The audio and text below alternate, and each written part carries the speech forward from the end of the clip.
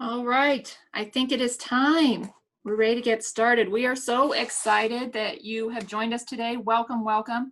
There are so many people that have decided to come and join us for this event. We have over 100 people that have registered, so we're really excited, especially since this is a virtual event. My name is Amber Roberts, and I'm a past president of the Nebraska Paralegal Association. We have a few housekeeping items to go over with you before we start the event. So first, please keep your microphones on mute and your videos turned off to make sure everybody has a good experience and so that everyone can hear the speakers when they're presenting. We encourage you to ask questions throughout the presentation. In order to do so, please enter it into the chat box. We'll have people who will be monitoring those, and we'll ask the questions at an appropriate time. Let's see what else. Oh, we also highly encourage discussion. So while we would prefer to be in person, this year we're not able to, so definitely put your thoughts into the chat window, engage with the other attendees, and let's get some good conversation going. And if you registered for, at registration, if you indicated that you wanted CLE, then after this event, we'll send you some follow-up information that you need for that. And we will also be sending out a survey about the event. So we would really appreciate your feedback so that we can make next year's event even better. And speaking of next year, we already have the date scheduled. It is on June 8th of 2021. So we hope that you guys will be able to join us. We are planning to do it in person at the Scott Conference Center again. So fingers crossed that we'll be able to meet in person. Let's see. Now I would like to introduce our current past president at the Nebraska Paralegal Association, Kim Brown. Kim has been such a supportive influence in bringing this event to all of you today. In fact, the reason we're having this event at all is because last year, Kim had this brilliant idea to start a diversity and inclusion event. So she did it and then put in many hours of hard work to help coordinate it as well as this year's event. So thank you, Kim, for your dedication to NePA and to the Omaha community, and I'll turn it over to you. All right, thanks so much, Amber. Good morning and welcome to the Nebraska Paralegal Association and the Omaha Bar Association's second annual Diversity and Inclusion event. We are delighted to have you here today to join us to embrace diversity, share diversity, and celebrate diversity. We have a fantastic lineup of speakers, as Senator Tony Vargas will join us first for a legislative update. Callie McCool, an attorney with the Big Fire Law Group, will follow with a Native American legal update. And Dr. Lawrence Chatters of Midland University will round out the presentations with a session on privilege and microaggressions. Finally, at the end of the day, Candy Jones of Mutual of Omaha will join each of the speakers for a panel discussion on various D&I issues. Before we dive into our legislative update with Senator Vargas, I would like to recognize the group of individuals and companies who make our diversity event possible. Dave Summers is here with us today of the Omaha Bar Association, and he is committed to supporting diversity issues and our event today. Thank you, Dave, for your unwavering support and your help with everything you've done. Amber Roberts just spoke, past president of the Nebraska Paralegal Association, is our technology expert. Without her, the Nebraska Paralegal Association would not have survived COVID-19 this year. And without her persistence, we would not have been able to provide today's virtual event. Thank you, Amber. Amy Olson is our president-elect of the Nebraska Paralegal Association, and she's one of the founding members of this event, and her great ideas and behind-the-scenes work is what sets this event in motion every year. Thank you, Amy. Finally, we would like to thank our sponsors for this event: Gavilan, Baird Holm, Woodman Life, Mutual of Omaha, the Nebraska chapter of the Association of Legal Administrators, McGrath North, Fraser Stryker, and the Nebraska Bar Association. Thank you to each and every one of you. And a special shout out to Kutak Rock, who stepped up as our platinum sponsor this year. Without our sponsors and their support for diversity and inclusion, we wouldn't be able to host these vital sessions. As we all know, today is Election Day, and no matter which candidates you support, I hope that we can all come together in unity to celebrate our differences, share our experiences, and embrace the positive that comes with having these discussions. With that, I will turn it over to Dave Summers to introduce our first speaker. Thanks, Kim. Good afternoon, everybody. Well, one more minute, good afternoon. I have the pleasure of introducing today's first speaker, and that is Senator Tony Vargas. Senator Vargas is here to give us a legislative update from the unicameral. Tony represents the District 7 in the Nebraska unicameral, and today is election day, and he is up for re-election today. Please join me in wishing him all the luck in today's contested race. Prior to his election in the legislature, he served an appointed term of 3 years on the Omaha Public School Board. As a first-generation college student, Tony earned his Bachelor's of Arts degree at the University of Rochester and a Master's in Education at Pace University. Tony began his career as a public school teacher in New York City with Teach for America. He received the award of Most Outstanding Teacher in 2008 from the New York City Council. Tony is a proud member, founding board member of the New Leaders Council Omaha. He and his wife, Lauren, and their daughter, Ava, live in Little Italy in South Omaha and are proud Catholic parishioners of St. Francis Cabrini Church. With that, I'll turn over to Senator Vargas. Take it away. Hi, everybody. Hopefully you can hear me. Dave and everyone else, and for the paralegals and the association, I just appreciate you having me. My hope is I can give you a very high-level update on what is happening in the legislature in regards to diversity and inclusion. Hopefully tell you a little bit about myself and the issues that I've been working on as well. And then also make sure we're leaving time for questions so that we can have a little bit of a dialogue. And let me just start with a very, very quick frame. First is with issues of race and ethnicity and diversity and inclusion, it has been a bit of a journey here in the Nebraska legislature, diving into these issues. It just has been particularly difficult because the first thing is we're not incredibly diverse. There are 4 people of color, or 4 people that identify as people of color in the Nebraska legislature. And so what that means is some of the things I'll share with you on what we've been working on are things that we have not been able to accomplish yet. And I'll give you a little bit of background on these key bills that I think are really important to then highlight for you. But I also wanted to just give you the background that I think there is, it's not only an opportunity, but it's part of our responsibility as a legislature to be responding to communities of race and class, and making sure that we're focusing on trying to create some more inclusive spaces, not just as legislators, but more importantly, creating inclusive spaces in the types of legislation that we bring forward. So I just wanted to give you that frame because I don't want anybody leaving here thinking either black and white that we are not doing enough or we are doing a lot. It is a bit of a gray area. It is really more dependent on what opportunities exist, and but I will say there's a tremendous amount of work that needs to be done in this space across the board in pretty much all the sectors that are in terms of committee structure. And we have to do something about it. And so hopefully with a little of education I provide you, this will be an opportunity for you to do what you can in your capacity.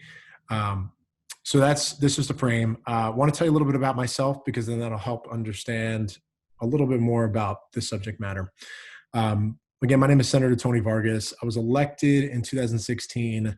But as far as my identity, the things that are really most important for me is I'm born and raised in New York. My parents are born and raised in Peru. I'm the first generation of my family in this country. And that's really important to me because, being first generation in this country and also being a person of color, as Latino or Peruano, coming to this country, my parents had a lot of difficulties with how they navigated the system. I learned from what I heard from them in regards to what were difficult for them growing up and, navigating employment, navigating social services, and realized that there's going to be a bit of a lot of barriers on top of my parents, people like my parents, and people like my family. And so, oh no, this is me. So from the Nebraska Attorney General's office, PowerPoint for this presentation. And so this is a particularly important in terms of my identity, because that's how I connected to this work. I went to college in upstate New York, an incredibly not diverse higher education atmosphere, although I find that that's a lot of higher education institutions. And diversity and inclusion was not really the subject matter of what we were working on. Wasn't something that was really top of mind. Feel like this has been much more of something that's been happening over the last several years here, rather than at the time when I was in college. After I graduated, I decided I wanted to do something specifically in the space of service, and also working in the realm of education. So I decided to become a teacher through Teach for America. The importance of this is a lot of the work that I learned in terms of diversity and inclusion really came out of my time in the classroom. And there's a lot of connections to some of the work and the things that we're working on in the legislature to what I learned from being a teacher. Part of my responsibility as being a teacher is to make sure that I'm creating a welcoming and safe space for everybody, every student at 165 students, at least 35 kids in every single section class. And I was a middle school science teacher in Brooklyn. And I realized really quickly that my kids cannot be as effective as they possibly can. They can't be as competent and as compassionate and as and have the autonomy they need to be successful if I'm not creating a space where they're as supported as possible for who they are. And creating those spaces isn't about consequences, was about being really intentional about what are the policies that support and the structures that support my classroom. What I realized is this is really stemming from a lot of values and systems and consistency. And so what I worked on for the next several years in my classroom was creating that, making sure I was creating a system of values, but also making sure that I was creating a system of policies that was supporting that in the classroom. I tell you this because then over the next 10 years, I started doing this work in the realm of working with adults, started coaching and developing adults. I'm specifically trying to work with them as turnaround schools, teachers that are working in the lowest performing schools in the city of New York. And then I started doing this coaching and developing across the country in big urban city school districts. And I realized that much of this work of inclusion and diversity isn't something you can just do one time, isn't something that is simply just a curriculum or a plan that can be put in place. It has to be infused in everything that is done in the system, and in this instance, in a classroom, and in the teachings and development of each teacher and school leader. And that requires, it's more of a journey rather than just a professional development. But I also realized really quickly that the policies that are in place can either support or further divide us on issues of inclusion and diversity. And I started realizing that it's not just confined to whether or not training and support is being provided. It's also related to whether or not we're creating those structures and policy for adults and for our classrooms. I started working on education policy in working with adults from there on in, and moved to Nebraska around 2012 so that my wife can go to law school. And then I continued doing policy work in the realm of race and diversity and inclusion, work in big school districts. So why is this important? Why am I telling you this? I wanted you to really understand what my context was for this type of work. It is extremely difficult because it's personal. It is people's archetypes and biases that they developed over time. They're learned associations to some extent, and then it's also whether or not entities are creating these safe and welcoming spaces and civil dialogue to make sure that there are places for everybody to feel accepted. And then there's also making sure, obviously, that there are legal components that are ensuring people have the due process and level of protections. And so I started working on that space. I realized that there's work that needs to be done at all different political levels. I specifically got into the school board for Omaha Public Schools and served on that for 3.5 years. My first jump into connecting what I learned in the classroom to as a consultant as a school board member was working on revamping our human growth and development curriculum, specifically our standards for anti-discrimination policies and for both students and for staff, and then also creating a set of inclusion standards, culturally inclusive standards, and cultural competency standards at the school district level. That's something that we worked on over my 3 years, and I learned a lot. But in particular, what I realized is that this work is not easy and is not done. It's not consistently being done in all different levels of government. And usually, as one of the only few people of color on the school district at that time, one of three, it is really, really important that we do this type of work. And so, here's what I want to share with you in terms of what we've been doing in the legislature. So the legislature, these last 3 years, I told you there's 4 individuals that identify as people of color. We've been trying to really grapple with the different issues of race and race and ethnicity, specifically, I would say racial justice and diversity inclusion, through a lot of different issues. The ones this year that I think are the most important that I really wanted to share with you and dive into a little bit are some things that most of the things that we weren't able to fully accomplish. There's one really important issue that we tried to tackle this year. And I think it is a little bit broader in terms of racial justice. So racial justice is something that is all-encompassing in every single sector, where there are disproportionate minority contact in the juvenile justice system, criminal justice system. In many of our systems, we see an overrepresentation in our correction system of people of color. And so some of the things that we've been working on this last year have to do with trying to address both things in our justice system reform, but also reducing the number of individuals of color that are unduly represented in the system. This is including some level of sentencing reform that was not, I don't think is the most successful sentencing reform, but some levels of sentencing reform that enable us to reduce the number and the amount of individuals that are currently in our correction system that also tend to be individuals that are African American or Latino. That's something that the Judiciary Committee has been working on for some time, because our prison overcrowding is, as many of you know, has been at a critical level for a very, very long time. And so that's the first thing that we've been working on and have not been able to do nearly as much.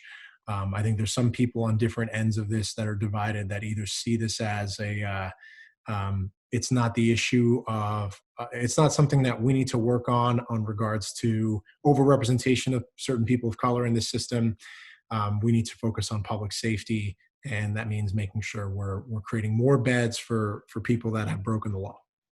So that's one thing that we've particularly been working on. Another bill that we worked on this last year was actually Crown Act. And so the Crown Act was a bill that was introduced this year that essentially, this is a bill introduced by Senator Kavanaugh, and a lot of different entities were supportive of this, particularly advocacy organizations. But the main headline here is not being able to discriminate against somebody for their type of hair texture. And we've seen this Crown Act introduced and passed in other cities and other states, and it has been successful in some other places. It has not passed in other places. This did pass the legislature, but it ultimately was vetoed, pocket veto. We ran out of time. There's a lot to dissect in terms of what happened, but the most important thing is the question is whether or not we need something like this.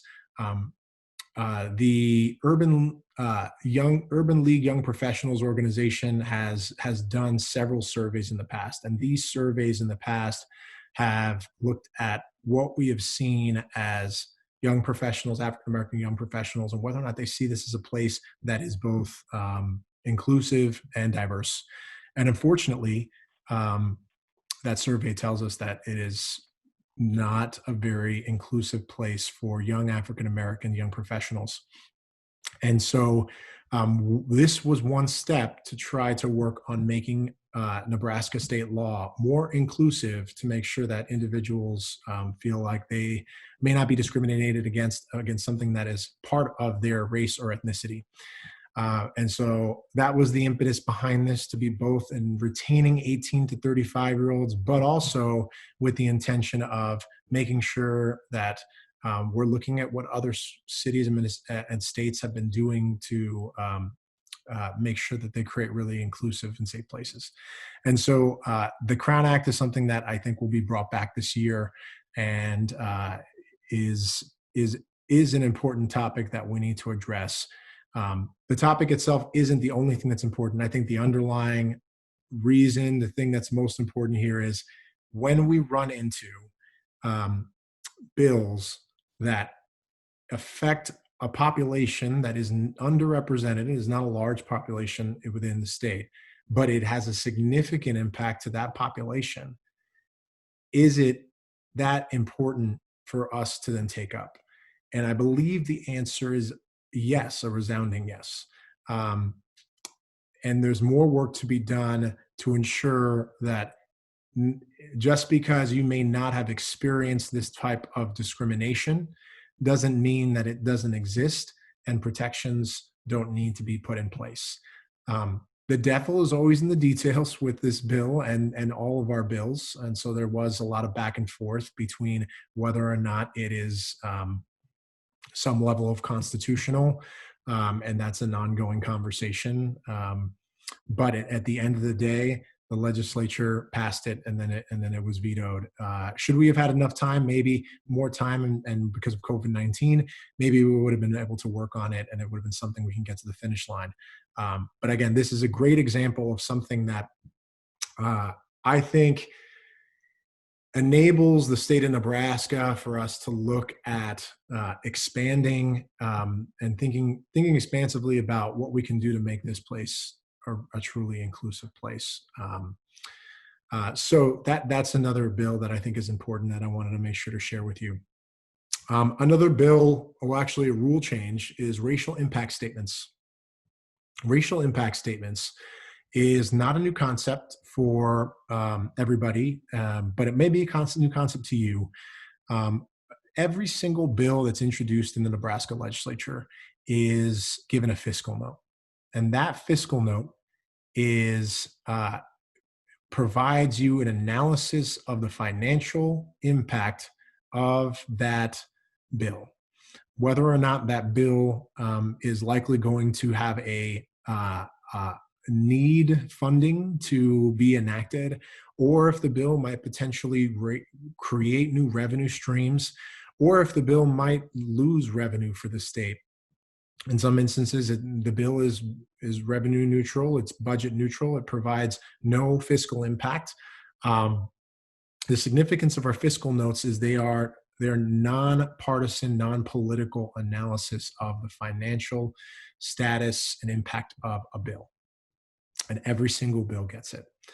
And it's not really up for debate on whether or not it is biased or not. It's more of, can we afford, what is the economic impact of the bill, and is it in the best interest of the state of Nebraska, knowing what we have?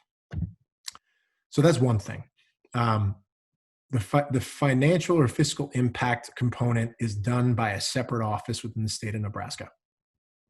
We introduced a bill. I actually introduced this bill, a rule change that would create a racial impact statement that operates very similar to a financial or fiscal impact, a fiscal analysis, which essentially would do an analysis of how a bill affects a race or ethnicity, either positively or negatively or detrimentally. This is based off of what other states have done. Iowa is one that has had racial impact statements for some years now, and several other states and municipalities have created this. The whole point of creating a racial impact statement was to have a unbiased, data-driven analysis, not a conclusion, of how a bill would be impacted, how it would impact underrepresented races and ethnicities and people of color. And that the benefit of that being a analysis that is less biased and more of some level of data-driven analysis is then when you have conversations about how it impacts a group when we're having debate or in committee, it's not whether or not the bill is right or wrong for Nebraska.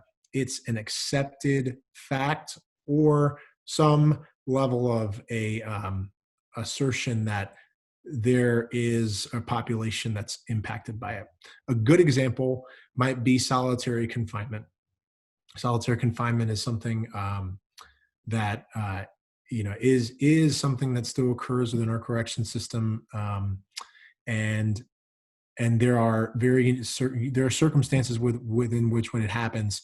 But in many other states, when you look at solitary confinement, you tend to see people with mental illness in solitary confinement.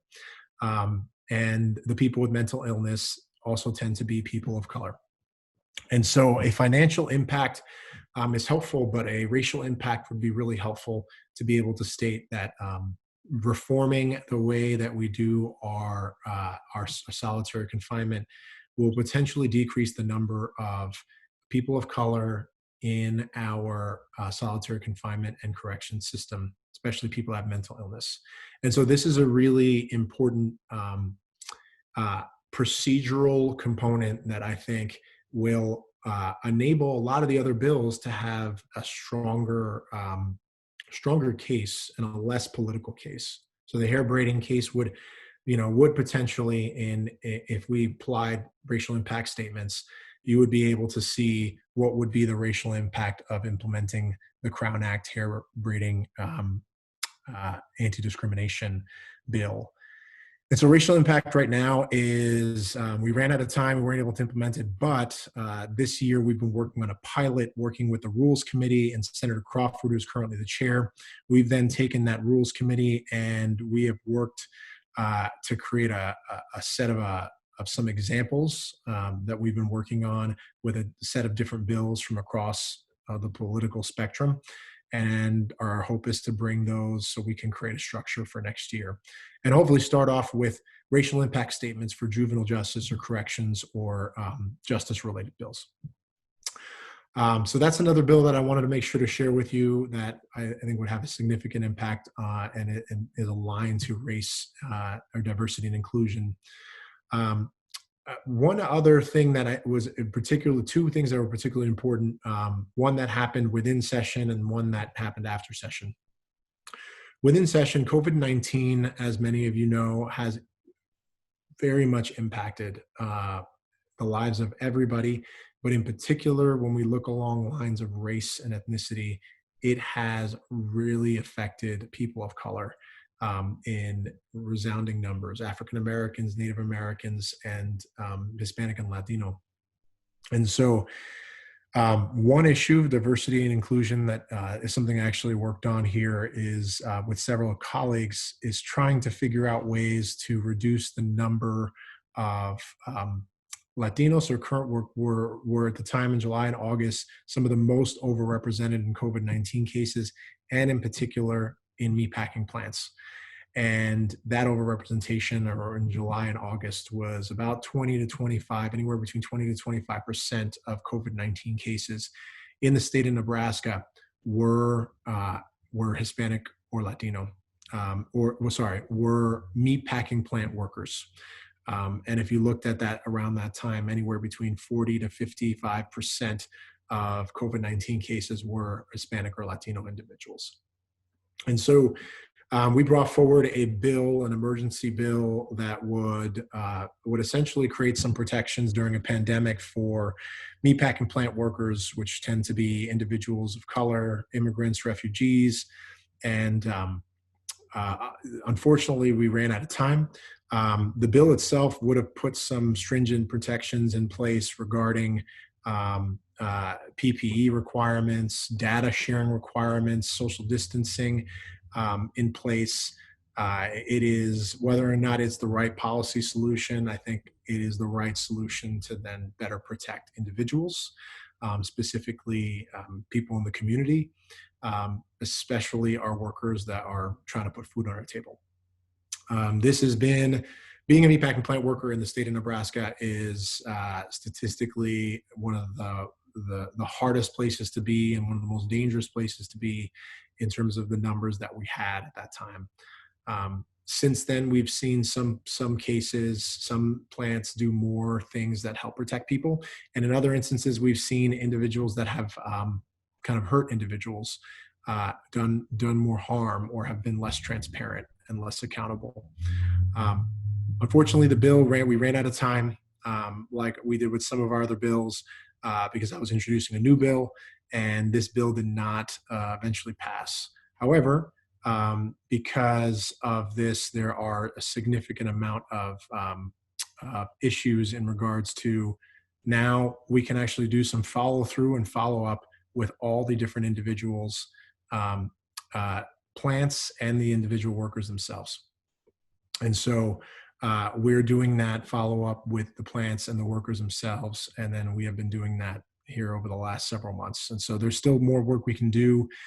This gave us a good, what I consider the right amount of public pressure to continue to try to do more to protect workers.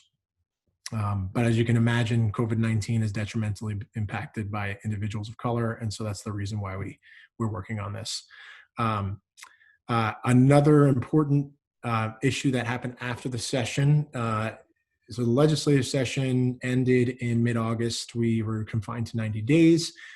During that time, there were some other things that we discussed, conversations in the mic about evictions that were detrimentally impacting people of color and low-income people. There was some bail reform that was proposed. I already mentioned some corrections reform, but there were a lot of things that were left undone. And so after we finished, and the other thing that was left undone was some level of conversation on policing and reform. And so what ended after that was a conversation about whether or not we have done enough to address issues that are affecting underrepresented races and ethnicities in the legislature. And so that included things around police reform, corrections reform, COVID-19, the meatpacking plant workers, and racial justice is a broader sense. And so what happened is a group of senators, 10 senators, signed on to a letter to call for a special session. And the call for the special session was very, well, I think it was somewhat, it was broad, but the intention of it was to reconvene the legislature to focus on work that is addressing issues of racial injustice. Many of the things that I mentioned fit underneath this umbrella, and so there was a need to then do more work in this area. And so that's exactly what we did. We, I say, many senators came together, 10 of us, and then for the call to action of 10, there was a certain amount of time needed for 33 senators to sign on in total. Unfortunately, there were not 33 senators to sign on, but the issue was brought up that the legislature needs to do more to listen and try to better protect these communities. It is something that needs to happen sooner rather than later. And this next session, I guarantee you, these issues are going to come back because I think we're seeing that urban Nebraska and certain communities are being hit harder by COVID-19. And even previous to COVID-19, we were seeing a lot of these issues disproportionately impact people of color, especially those in poverty. And so it is a work in progress, but I want everybody to know that that's something that I guarantee you is going to be a priority. And I wouldn't be surprised if there is sort of a group of bills that are brought that look at racial justice as more of a broad, what does a comprehensive solution look like?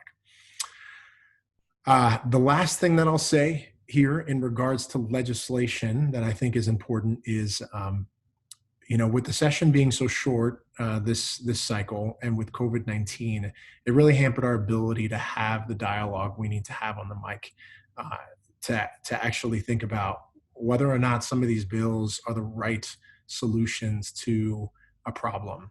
A good example is the LB 1222, the Municipal Police Oversight Act, was introduced by Senator Wayne, and it was introduced, post George Floyd right at the end of July, beginning of August. And what ended up happening is there wasn't enough time. They had a hearing similar to the COVID-19 for meatpacking plant workers.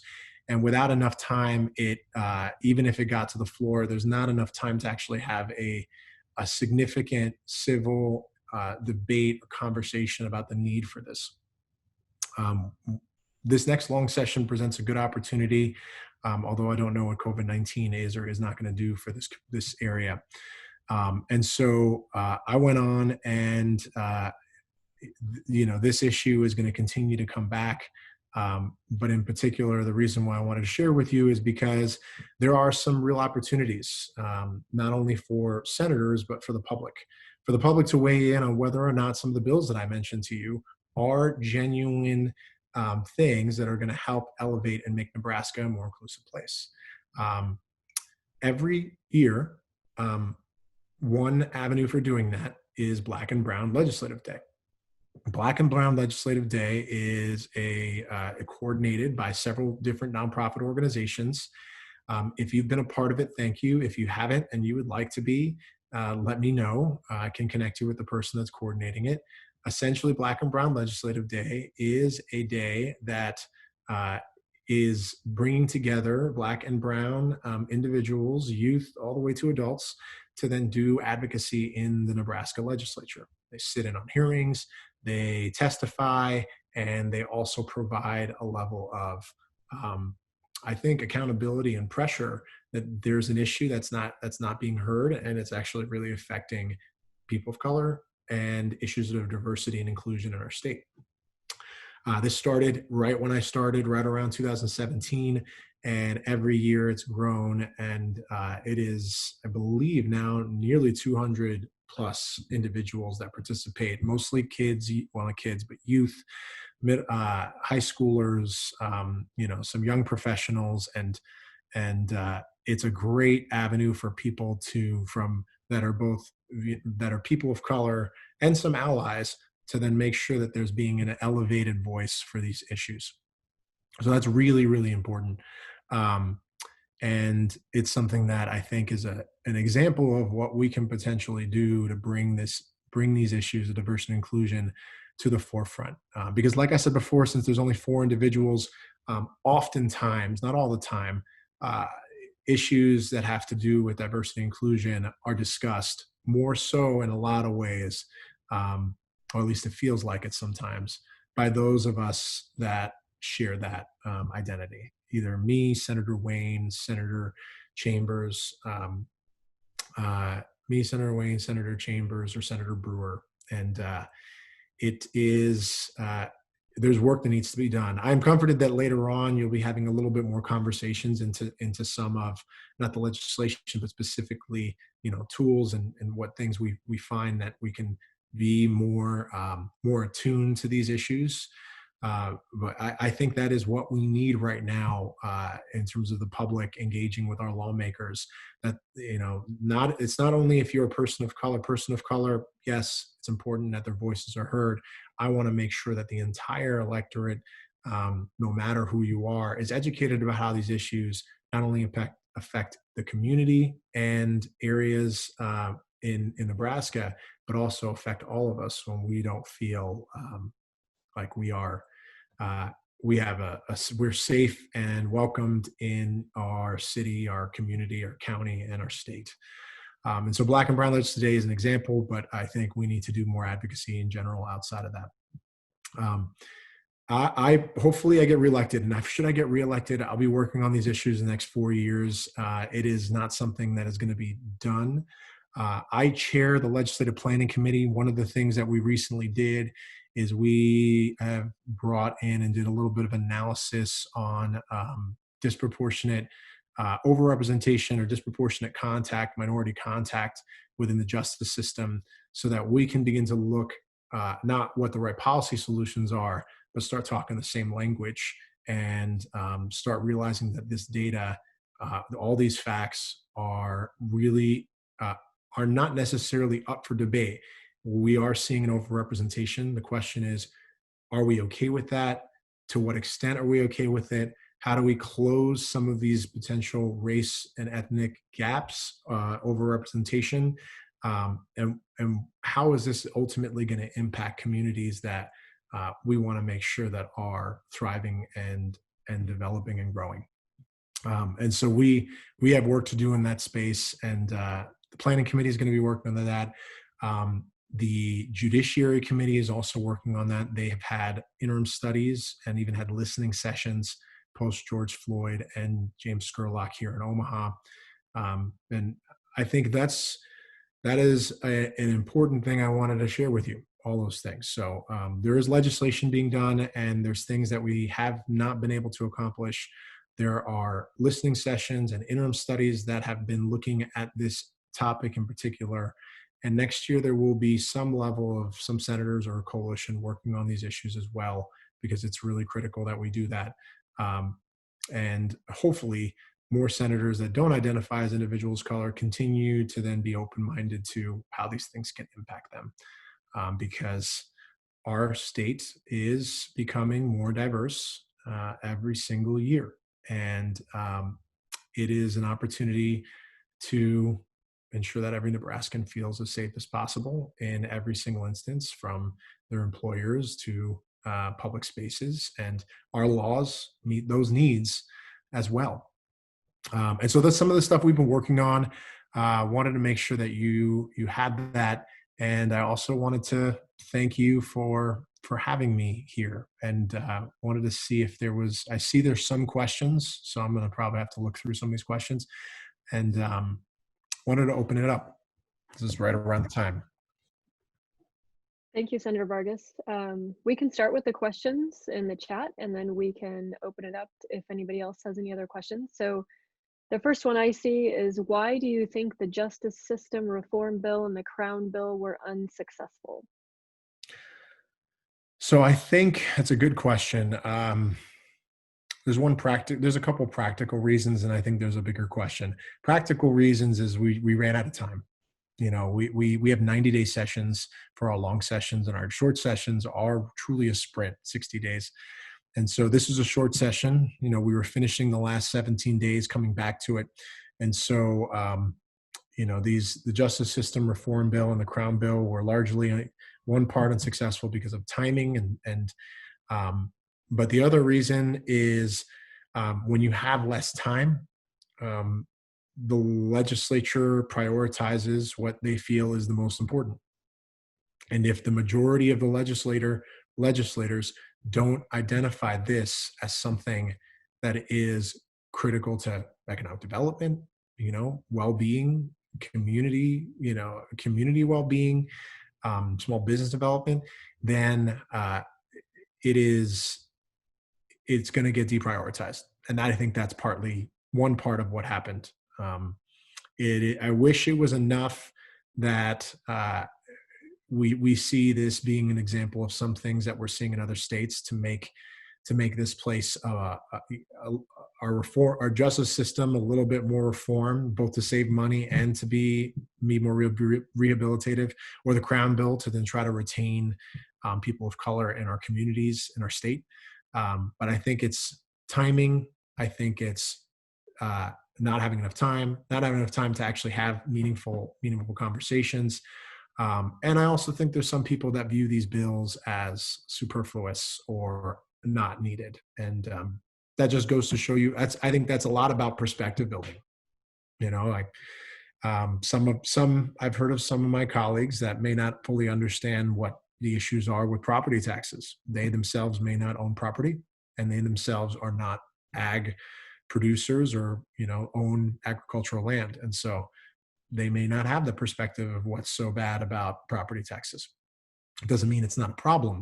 It just means that they don't have that firsthand experience. They don't understand it. I think that same thing also applies here, what made it unsuccessful. Great, thank you. So there's a follow-up question to that question, then I'll go back up to the top and address some of these other questions. But we have, what work do you do in between sessions? And is there a way to lay all the foundational work so that it is easier to push things through when actually in session, and who prioritizes them? Ooh, say that one more time. So what work do you do in between sessions? And then is there a way to lay all the foundational work so that it is easier to push things through when actually in session? And then while you're in session, who prioritizes things in the legislature? So between sessions, there's always work that we're doing.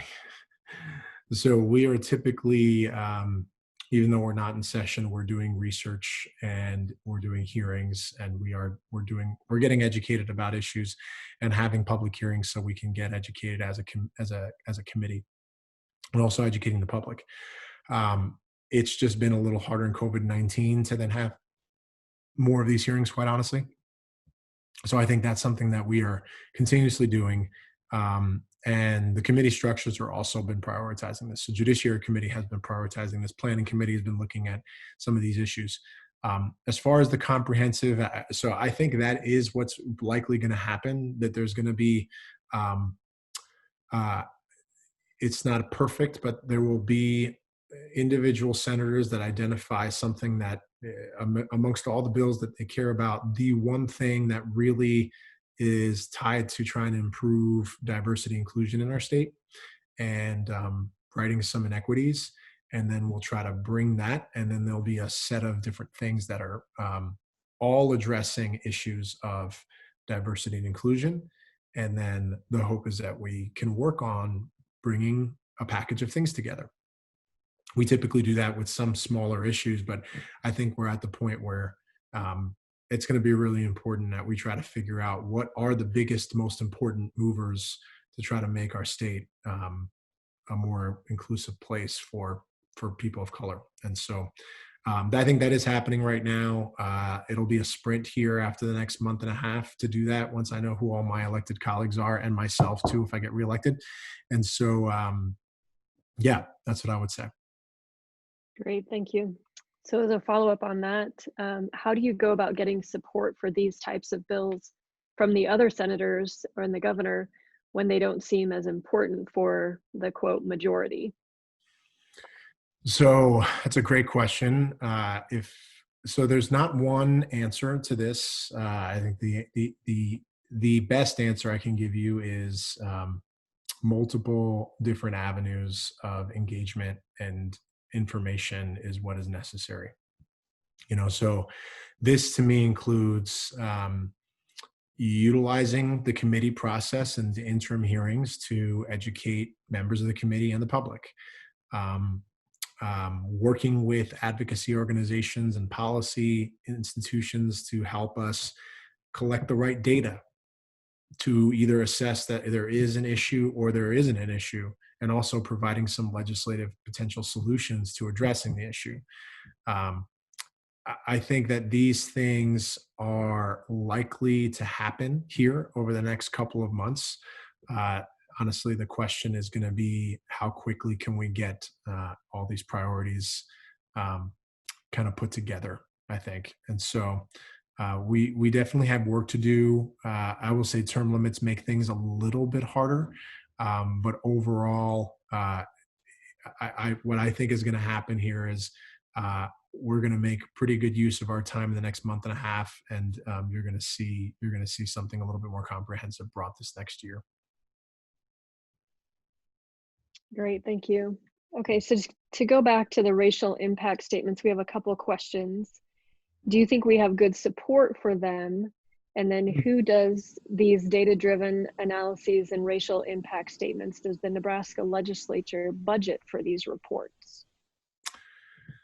So the racial impact statements, there is some support, and I would say most of the rest of it is more about people are uneducated about it. Not because it's not something they do or do not care about. It's because a rule change typically is really only taken up by the Rules Committee and then will come to the entire legislature. And so the goal is really going to be educating the Rules Committee, whoever all those people will be, and then focusing on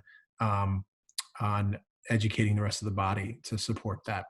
One of the biggest opportunities here to get support, right, to the question is actually going to be doing a pilot, which is what we've been doing, using this pilot to create some sort of a structure and a formula to doing this, because it is extremely hard for people to imagine what a racial impact statement could look like if it's never happened before.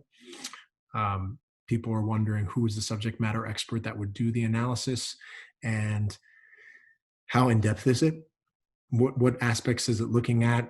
And so that's actually what we're doing right now. So my hope is that we already have some draft examples of some past bills. We will have both the amount of time it's taken to do it, what tools were needed, the methodology, so the structure of it, so that we can then share it with my colleagues, and then we can introduce it here as a potential rule change right away. And then if it's introduced and we can educate the people that this is a good idea, my colleagues, then it's something that we try to introduce. What we ran into a couple of years ago is that we introduced the bill.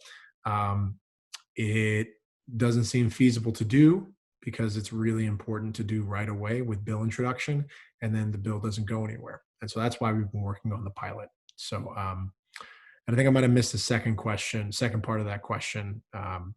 I don't know if you can repeat it or remember off the top of your head. Yeah, absolutely. Does the Nebraska Legislature budget for these reports? Is that? And so that's another good point. We do not. So similar to the fiscal analysis, like, we don't budget for new legislative or even rules change ideas.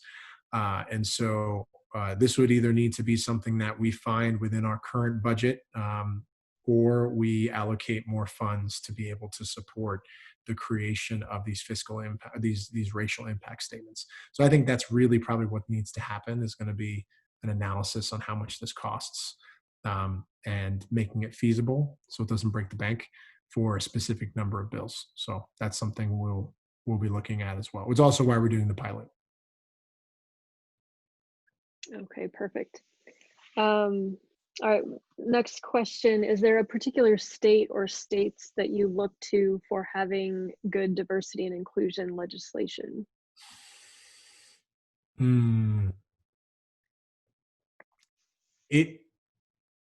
It's kind of hard to compare to other states because they all do different things. I can't tell you what state is really doing amazing in terms of diversity inclusion, specific legislation, because it's a little bit of an ebb and flow. I will say there are some states that have done a lot more in this space. Like I mentioned, Iowa has racial impact statements. I think Colorado has been doing some level racial impact statements.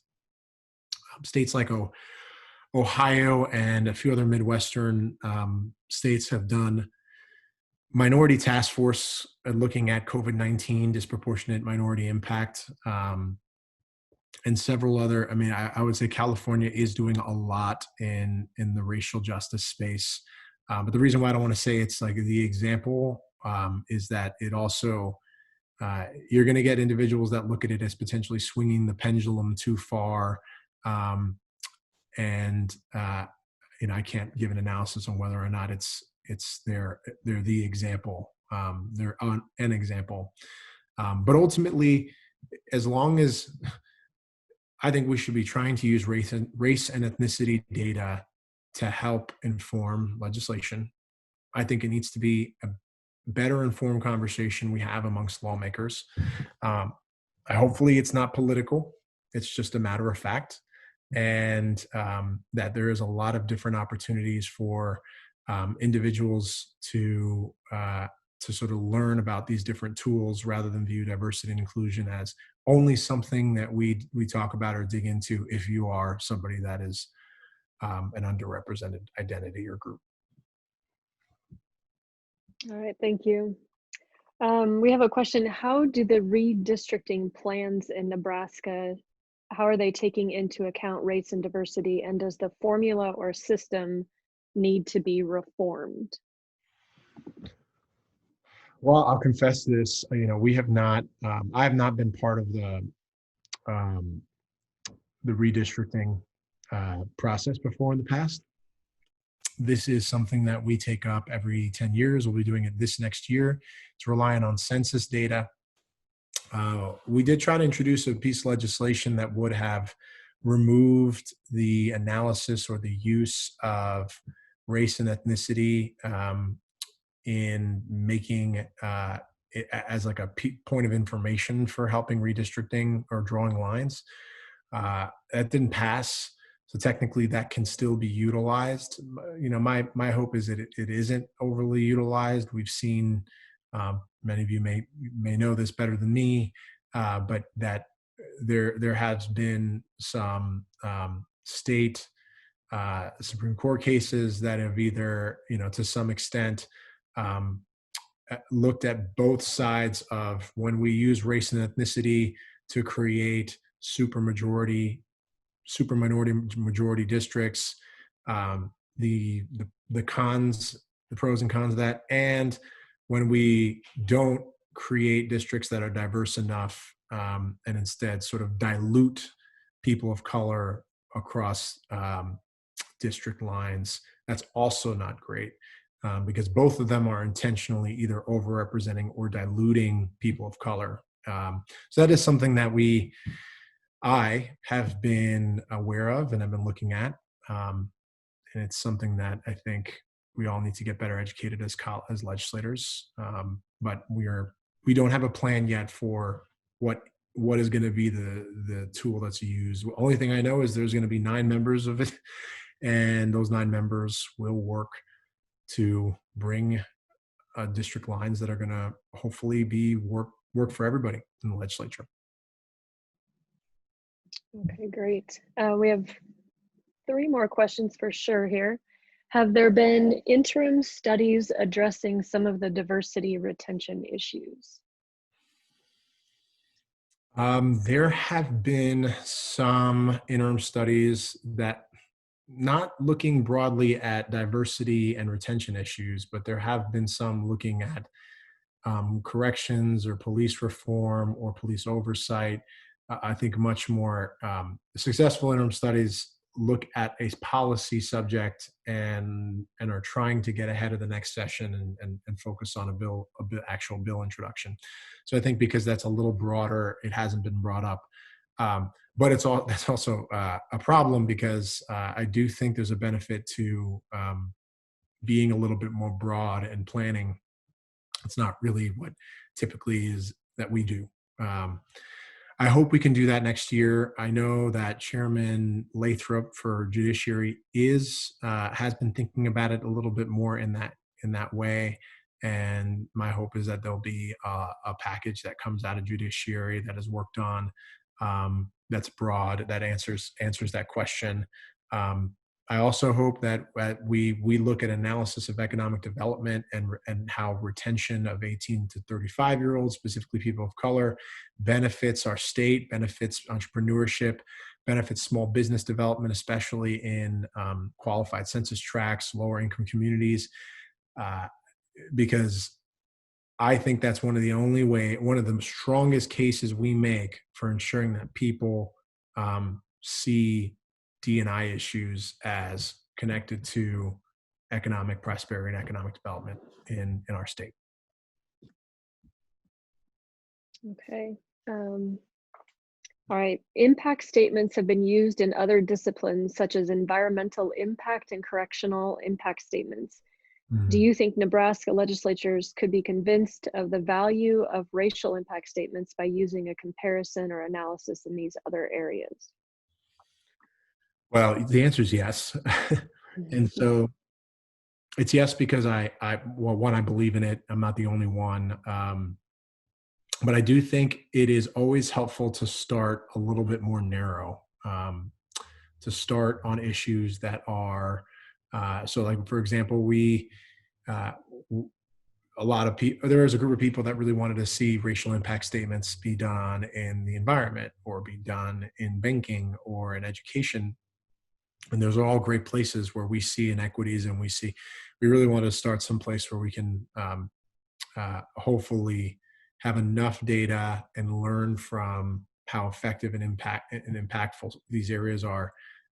And what we did is focus just on bills that are either in corrections, changing like a charge, having an impact in the corrections or justice system. And so I think it's important to start small and then try to figure out how it looks, rather than spread out across many committees and sort of overextend a structure that we don't have in place yet. So that's what we're hopefully working on.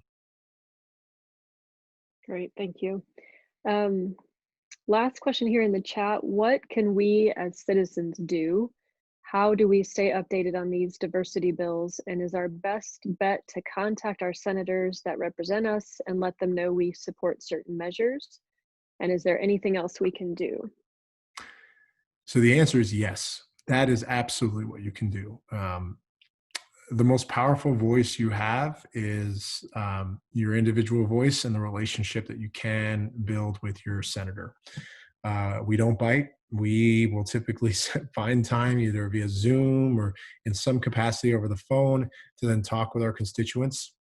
And if they don't, I think that's really telling of that specific lawmaker. We do have all different styles, but I can say with some certainty that the majority of my colleagues make time for their constituencies, and so I really hope that that's going to be the case as well. I think we make the assumption that people are too busy to then have those conversations, and so we don't reach out and we assume somebody else is going to be doing it, especially maybe an organization or an entity. But we really need to make sure that that assumption can be really dangerous. And so the opportunity here is to do everything we can to try to, engage lawmakers like myself and share that especially from somebody that is not an underrepresented minority or group, to give their personal rationale as to why they see this as important, either from their own personal work or personal life experiences. But I think that is one of the most helpful and important things. Great, thank you so much. Definitely appreciate the senators being available to talk with us. That's all the chat questions we have for today. If there's anyone that wants to unmute and ask Senator Vargas a question, I think we could open it up for just a couple of minutes here. So feel free if you have any questions.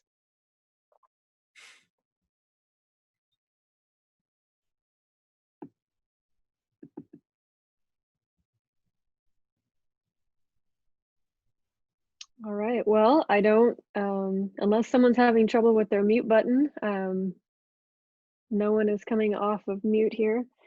We have a couple comments. Thank you, Senator Vargas. This was great, and Omaha is lucky to have you. And thanks for taking time to speak with our group today. We look forward to having you back this afternoon, and I know you're going to have a busy day in between, so we will let you go and enjoy your day, and then we will see you back this afternoon. Great. Thank you, everybody. Appreciate you jumping on, and best of luck with the rest of the day. I'll see you in a little bit. So today I'm going to focus on 3 issues, and I even have a video at the end that you guys will hopefully enjoy from the Daily Show. So regarding one of the cases, when I was picking cases to kind of focus on for this particular talk, I wanted to try to kind of keep like a higher profile and cases that are getting more media attention or relate to things that are more pressing on people's minds right now. So in that vein, I've decided to focus on, I've got 3 up here to discuss. There's actually been a little bit of progress in the Dakota Access Pipeline lawsuits. That's been really exciting over the last few months. And then the hot button Indian topic case of the year definitely goes to McGirt versus Oklahoma. And it's fascinating progeny and how it's playing out in the courts. And then lastly, I'm going to talk a little bit about how some of the legal challenges tribes are facing across the United States relating to their measures taken for COVID-19 protections on their reservations.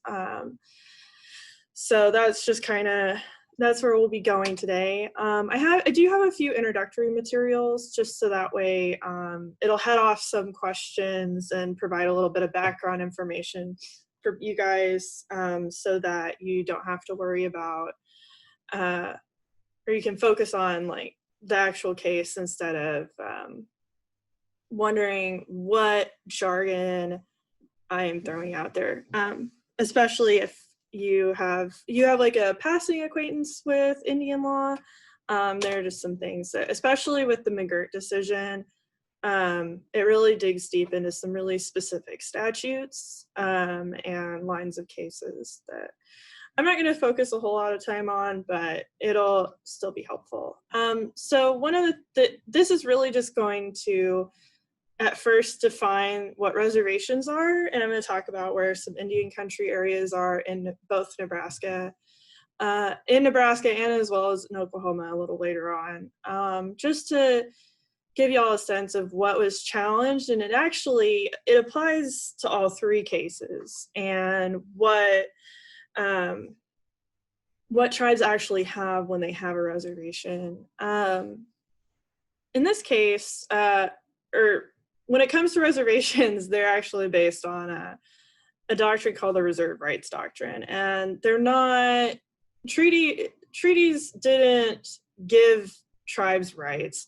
Tribes reserved rights that they weren't willing to negotiate or give away in the process of dealing with the federal government. Most of these, they have rights as well as land bases contained within them, and different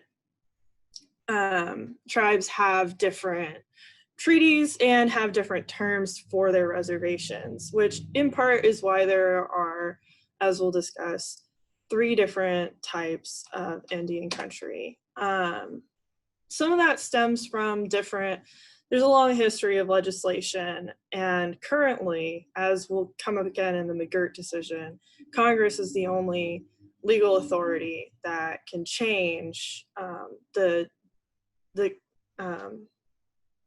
manifestation of how those rights exist, whether or not there is a reservation and things like that. That was a big part of Nebraska versus Parker, which I'm sure y'all remember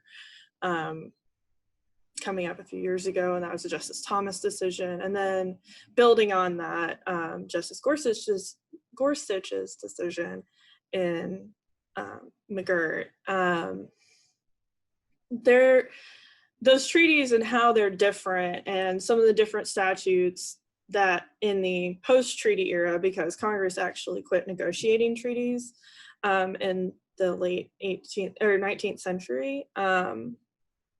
And so they then started passing statutes, which did essentially the same thing. They offer new terms, renegotiated different aspects of various treaties, and just continued to provide legislation that shaped tribal communities. One of those is a statute called 18 USC 1151, which actually Indian country is technically a term of art. And it defines Indian country actually, and just like Indian country being where tribes have their land base, be it their original land base or where they were forcibly removed to, or voluntarily went. And that it's the modern land base that they have today. It's used broadly though. When people talk about Indian country, it's used broadly in the terms of both federal and state jurisdiction, just to understand like whether or not you are or are not in Indian country, as well as in both the civil and criminal context. Where you are in Indian country, generally there's concurrent federal and tribal jurisdiction because of restrictions on tribal jurisdiction, as well as restrictions on tribal jurisdiction, essentially. Yeah, actually. There are some limits, and positive and negative. There are some expansions added by the Tribal Law and Order Act, which have given tribes greater jurisdiction. Most restrictions on tribal jurisdiction have to do with whether or not they can prosecute non-Indians. I'm not going to go into that in great detail, but in a little bit, I will discuss it a little more. And the Tribal Law and Order Act provides additional protections for tribal members who are victims of domestic violence, regardless of who the perpetrator is. That act was passed back in 2010. And then a restriction that occurred back during the mid 20th century was PL 280. Public Law 280, it was passed to get rid of civil and or criminal jurisdiction, and as part of a general push by Congress to eliminate tribes and just assimilate natives into American general mainstream society. PL 280 does still exist, and Nebraska actually is a PL 280 state, but subsequent agreements have shaped how each state and each individual tribe responds to PL 280 for the most part. So that's very technical, but does change. Must be considered in some instances. And so there are three parts of 1151. The first one, which is like what people consider a reservation, is 1151A, which is as though there's like if you had a circle, even if land has been bought or sold within the circle and may or may not be an Indian title, the whole circle is still in concurrent Indian and federal jurisdiction. That's just kind of how that works. So it would be the whole thing. Tribes have usually civil jurisdiction, civil regulatory and adjudicatory jurisdiction, with some limits on civil adjudicatory and criminal jurisdiction as it pertains to non-members or non-tribal people. 1151B is a very specific kind of Indian country that has been adjudicated a certain amount. It is pretty much limited to just pueblos in New Mexico. While that is not at all apparent from the language of the statute, dependent Indian communities language comes out of a line of cases where pueblos had treaties instead of with the British and then Americans, they had treaties with the Spanish, because where the pueblos are in far western Texas and New Mexico, like El Paso far, was under Spanish control for so long that the tribes have been negotiating with the Spaniards for a very long time, and they had and Spanish law was different than English common law, so they ended up with a different set of rights, and they were finessing and considering when they dealt with the Spanish. So they just have their own. It works like reservations essentially, but we're not in either of those locations, so it won't come up a lot. 1151C jurisdiction is what everybody else has, and this matters a lot for McGirt. In Oklahoma, until the McGirt decision, after Osage Nation decision 10, 15 years ago, there weren't actually any actively recognized reservations in Oklahoma. Now, post McGirt, the U.S. Supreme Court recognizes explicitly one 1151A reservation in Oklahoma, the Muskogee Creek Nation. But as you'll see, there are likely 5 at very least. Prior to that, tribes only have jurisdiction over land that's still held in Indian title, which means a couple of different things, but we're not going to go into that. So it's only the land owned explicitly, usually in trust or some other kind of restriction to Indian title, even if it is within the extant circle. So they only have any kind of control over the parts that, for the most part, they have some regulatory authority still, but for the most part, it's only the things that are still owned in Indian title. Moving on from that lengthy description of that statute, I have a map here. It's the first of a couple because where reservations are in Nebraska is a little bit hard to see on this map. All of them are in eastern Oklahoma, or not Oklahoma, I'm so sorry, Nebraska.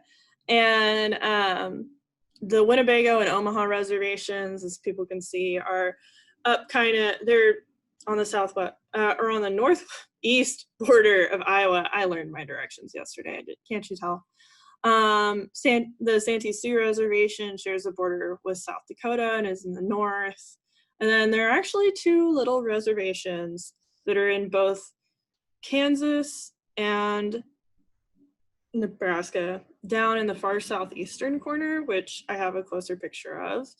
And you also have the Ponca Tribe of Nebraska, which they have service areas because their land base was destroyed during this assimilation and PL 280 era.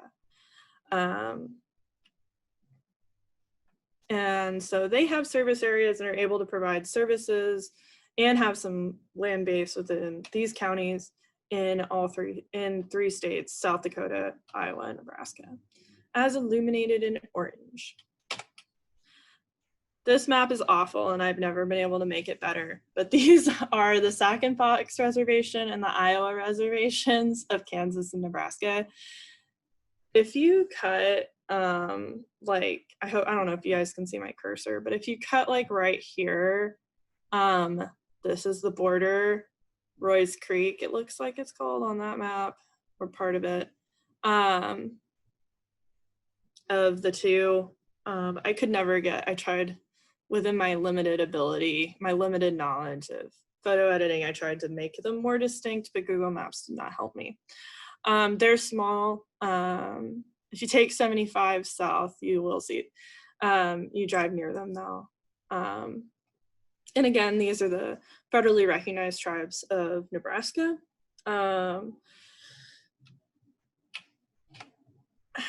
And that moves us to Standing Rock Sioux Tribe versus the Army Corps of Engineers. Those are, they're additional parties, but it's a few tribes now, and also against Dakota access. For those of you guys that aren't as familiar or haven't focused in on the Dakota access pipeline, litigation, and protests in a long time, the protests started prior to the litigation in 2016, and there was the massive protests up in Standing Rock about the proposed, I think at that time they built some of it, but the Dakota access pipelines pass next to their reservation. and I think through parts of it. And so during that time, we all remember the protests and stuff like that, the media coverage from that. There was also a lawsuit filed by the Standing Rock Sioux Tribe against the Army Corps of Engineers over their initial environmental assessment, finding of no significant impact, or FONSI. I don't know how many of you guys do environmental law or spend a lot of time contemplating NePA, but this is a very NePA involved case. So when you have major federal actions are required to undergo a certain level of environmental review, it can go a couple ways depending on certain factors under the National Environmental Protection Act and NePA. So when you do that, you can start with something called an environmental assessment, which is a shorter form of the environmental review, and usually done to save time and effort. Also, if they think they're going to be successful in getting a FONSI, which is the finding of no significant impact, which means that the government doesn't have to worry about getting sued or about later on down the road, because they've put in time and effort, ideally not avoid being sued, because they put in time and effort to avoid this. Now there are state and federal versions of the statute and implementations, so states have similar processes.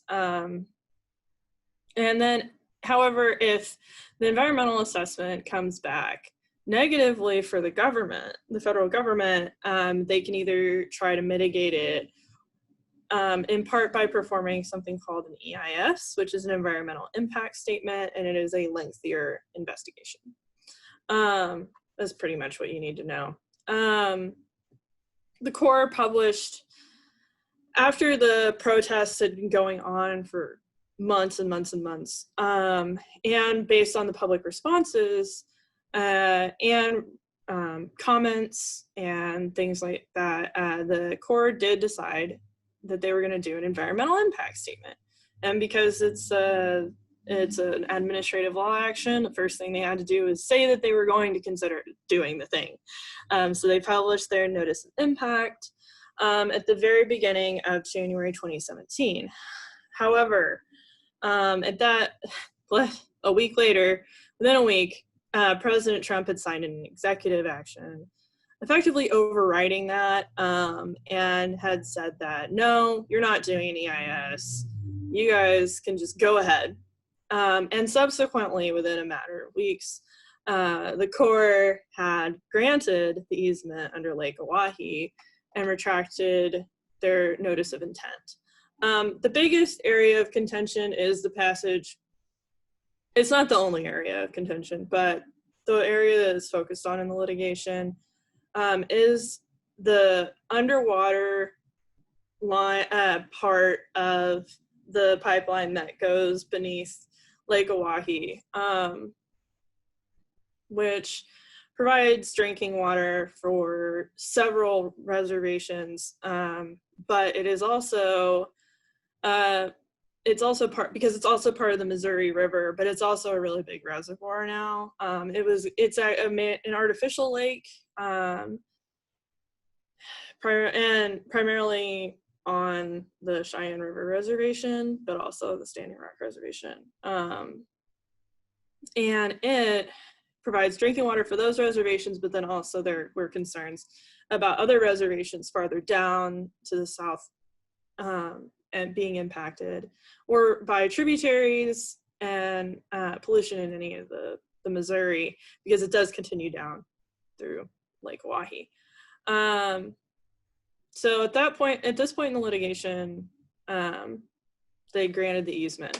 So they have built the line, and it's been running since June 2017, I think, actually. Summer of 2017. Maybe it's 2018. Anyway. the Cheyenne River Sioux Tribe and the Standing Rock Sioux Tribe sought an injunction to halt construction on the Lake Oahe segment of the pipeline, but were denied. However, in June of 2017, the judge who in the DC District Court did order additional environmental analysis under the EA to cure various deficiencies. Namely, that one of the prongs that they have to consider is how controversial the particular action is. And this had been so controversial for so long at this point. They had to cure some of that, as well as offerings of the evidence that they had that the pipeline was safe, what studies they'd actually done, and that kind of some data stuff as well. They released their remand analysis in late 2018, and it was challenged as insufficient. It was called, that second round of the EA was just called the remand analysis. And then around the same time, well, actually, then there were a bunch more pleadings. There were a bunch more motions. And over the summer last year, Energy Transfer Partners started testing the waters to see what would happen if they doubled the pipeline capacity. They're not increasing, they don't want to increase the bore of the pipeline. They're not going to dig it up and redo it. They're wanting to add additional pumps to speed up how much oil goes through by double the volume. And then during that time into the fall of 2019, tribes had formal hearings over the concerns. Then we got to March 25th of this year, where in a very un-2020 moment, the tribes were awarded, the court told the Army Corps of Engineers that they had failed to do their due diligence, and they're on the remand issues, and that the full environmental impact statement must be performed, and they vacated the Corps' easement. The court, not the Army Corps, sought briefing on the remedy as to whether oil should still be allowed to flow through the pipeline.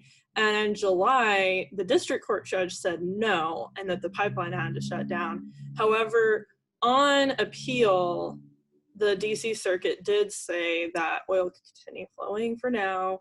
However, in an interesting action, they also fully vacated the easement, the federal easements, which they need for several reasons, but because it crosses Army Corps land.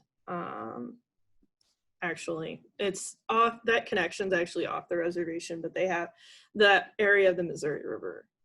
They have to cross federally owned property. So now the pipeline's allowed to have oil in it, but its operation is illegal. Meanwhile, because the environmental impact statement is going on, the Corps is currently accepting comments for the scoping of the EIS, which is how they decide what all they need to cover, how much, and into what detail. And that is actually continuing through the end of this month. They had public hearings last month, at the beginning of last month, but the comment period was extended, so there's still time. If anyone wants to I think you can just comment online. So,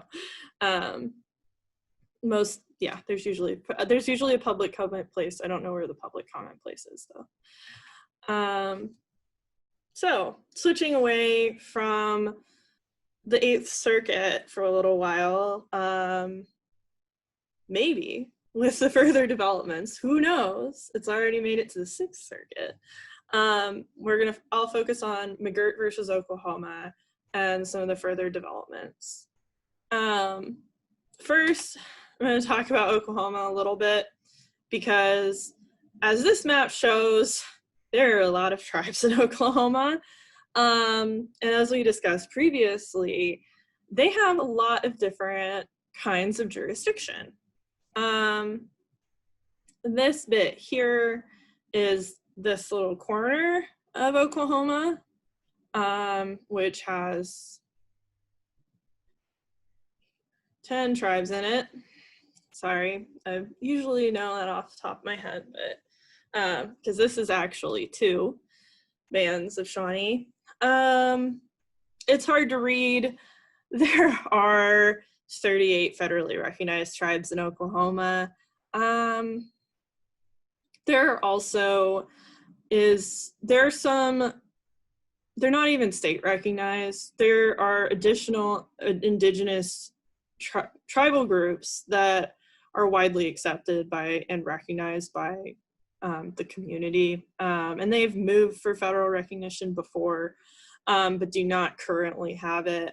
Namely the Yuchi, who they were subsumed at some point during the political processes of the 19th century under the Muskogee Creek Nation. But in Oklahoma, and if you go to the Powwow Trail and stuff like that, although they're not a huge community, they are widely accepted as a separate tribe. They have a separate language.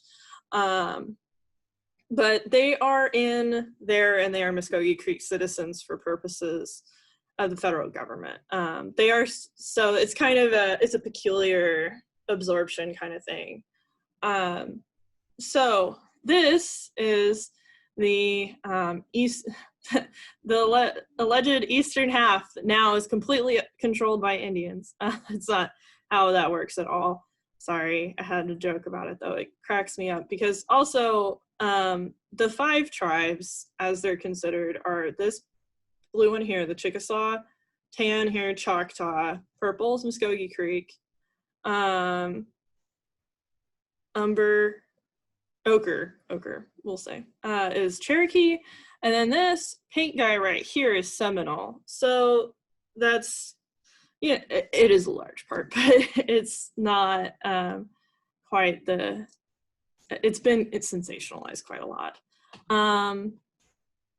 To discuss the tribes of Oklahoma a little bit, unlike Nebraska, where a lot of the tribes are Northern Plains, not all, but a lot of them are Northern Plains or like the western side of the Eastern Woodlands. Oklahoma is home to tribes from across the nation because of removal. The 5 tribes that we'll be discussing today are all from the southeastern part of the United States. The Seminoles are from Florida. The Creeks, Cherokees, Choctaws, and Chickasaws are just kind of from like the rest of the deep south. And so those are called Southeastern Woodlands tribes. However, a large number of the tribes from Oklahoma are Northeastern Woodlands tribes from as far away as the Lenape or the Delaware are. So all the way back up the coast, north to Canada with Potawatomi tribe, like mine, my Potawatomi tribe, I should say, and all over northeastern United States. We also have there is one tribe from the Pacific Northwest, and there are a bunch of Southern Plains tribes like the Comanches, the Kiowas, and depending on your definition, the Apaches. But they actually have like federal they have reservations going along the U.S.-Mexico border all the way out to Arizona, and there are Apache communities in Mexico as well. So they're a little more culturally different as well. So Allie, we had a quick question here. Sorry Go to ahead. interrupt you. No. Amy asks, are you referencing the 5 tribes as in the civilized tribes in the Dawes Rolls? Yes. Yes, I am. Okay. And here's this slide. So the 5, they're originally called the 5 civilized tribes. That term has fallen out of favor just because of the implications of the word civilized. So they're now more commonly called the 5 tribes,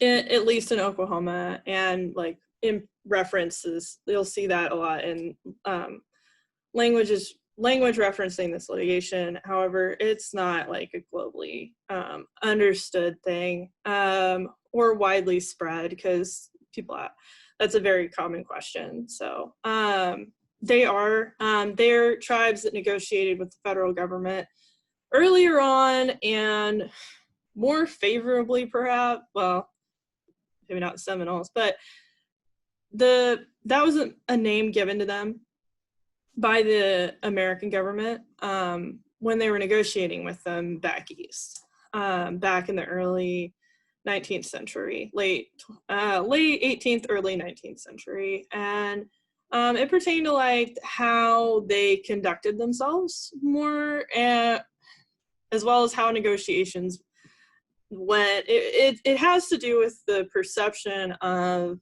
the American government when they dealt with these tribes, not so much any other intrinsic attribute. But yeah, I'll stop going down a rabbit hole of history. I'm gonna stop myself right there, because I could talk. Also a history person, I can do that forever. But yeah, they're also called the 5 civilized tribes. And so the 5 tribes all negotiated different treaties to go to what was then called Indian Territory, because Oklahoma wasn't a state until the late, like almost the 20th century.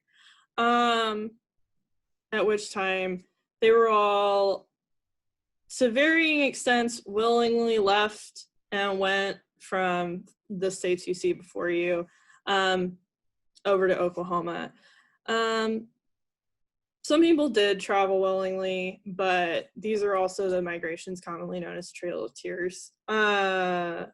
And there was also for all of those tribes, physical force used also. Some of them more than others. That goes in, especially the Seminoles. But yeah, there were also definitely forced marches, most famously called the Trail of Tears by the Cherokee.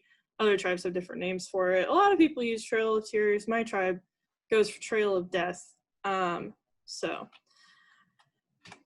Muskogee Creek Nation, though, is the one we're focusing on today, because that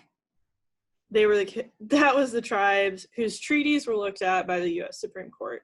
However, they have very similar treaties, and these are distinguishable from the treaties that the other 33, there we go, tribes in Oklahoma have. They were negotiated earlier on in the Republic.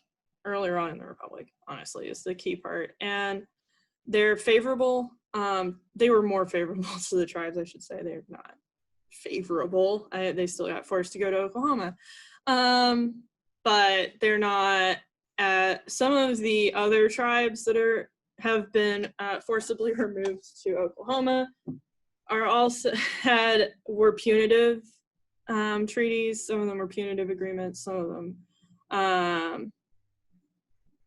And these have also been modified to some extent based on some actions taken by the tribes later on. But these treaties have different terms than the other 33. That sounds wild, and yeah, all the treaties have different terms individually because they're dealing with different people. But the other 33 fall under something called the General Allotment Act. And that adds some language that makes the not loophole, but the legal space where the McGirt was able to occur a lot tougher to get to than for the other 33 than it is for the 5, which is why the 5 are important. So the brief little bit about their treaties. Check some time. Their first treaty, the first treaty that started them on the removal process was in 1827. And yeah, like we were discussing, some of them went willingly, others were forcibly marched by the U.S. Army. And then some other thing, I trimmed that. This had, like, that's a big ear jump. There were some other slides I didn't want to get into as much. I had originally kind of gone into like a lot of detail. So better transition. They got to Oklahoma. They established their tribal area. They had some other negotiations with the U.S. after the Civil War. But then in 1898, we moved into the assimilation era, and congressional action towards tribes and involving tribes. And in 1898, Congress passed the Securities Act, which they tried to, the 5 tribes were flourishing, and actually around statehood, there was a certain amount of time, and you may see people referring to a state called Sequoia. That's because during the state conventions, the constitutional conventions and state conventions, when they were trying to make Oklahoma a place, by the time that was happening, there was Oklahoma Territory and Indian Territory, and Indian Territory was trying its hardest to become Sequoia, the state of Sequoia, whereas the other part of Oklahoma, kind of follows I-44, would have been the state of Oklahoma. You see, and then after Oklahoma became a state, there was some congressional action to kind of limit, and it involves a bunch of other factors. This is general federal policy from that time, was to try to bring, it was the kill the man, Indian save the man era of federal policy. So they were just trying, they were generally across the board trying to abolish and suppress tribal organization and just get tribal members to become members of the community, of the non-tribal community. So that also caused their previous exemption from the Dawes Act, and their land was allotted, but it was allotted differently. So now they have their area, they have some allotments on it. Say it's turn of the century, last century. They're out in eastern Oklahoma. They have their communities. The tribes, however, weren't ever, and this is true actually for all of them, there's never, or all 5 of them, there wasn't a time where it's the best anyone's brought out. There wasn't a time where anybody said their reservation was disestablished or is abolished or gone, and they only have their little allotments, which would be 1151-3 Indian, or C, Indian country. So then 2 cases came along in the last 5 years. Well, they've been pending a lot longer than that, but they've been kind of moving this direction since about 2016.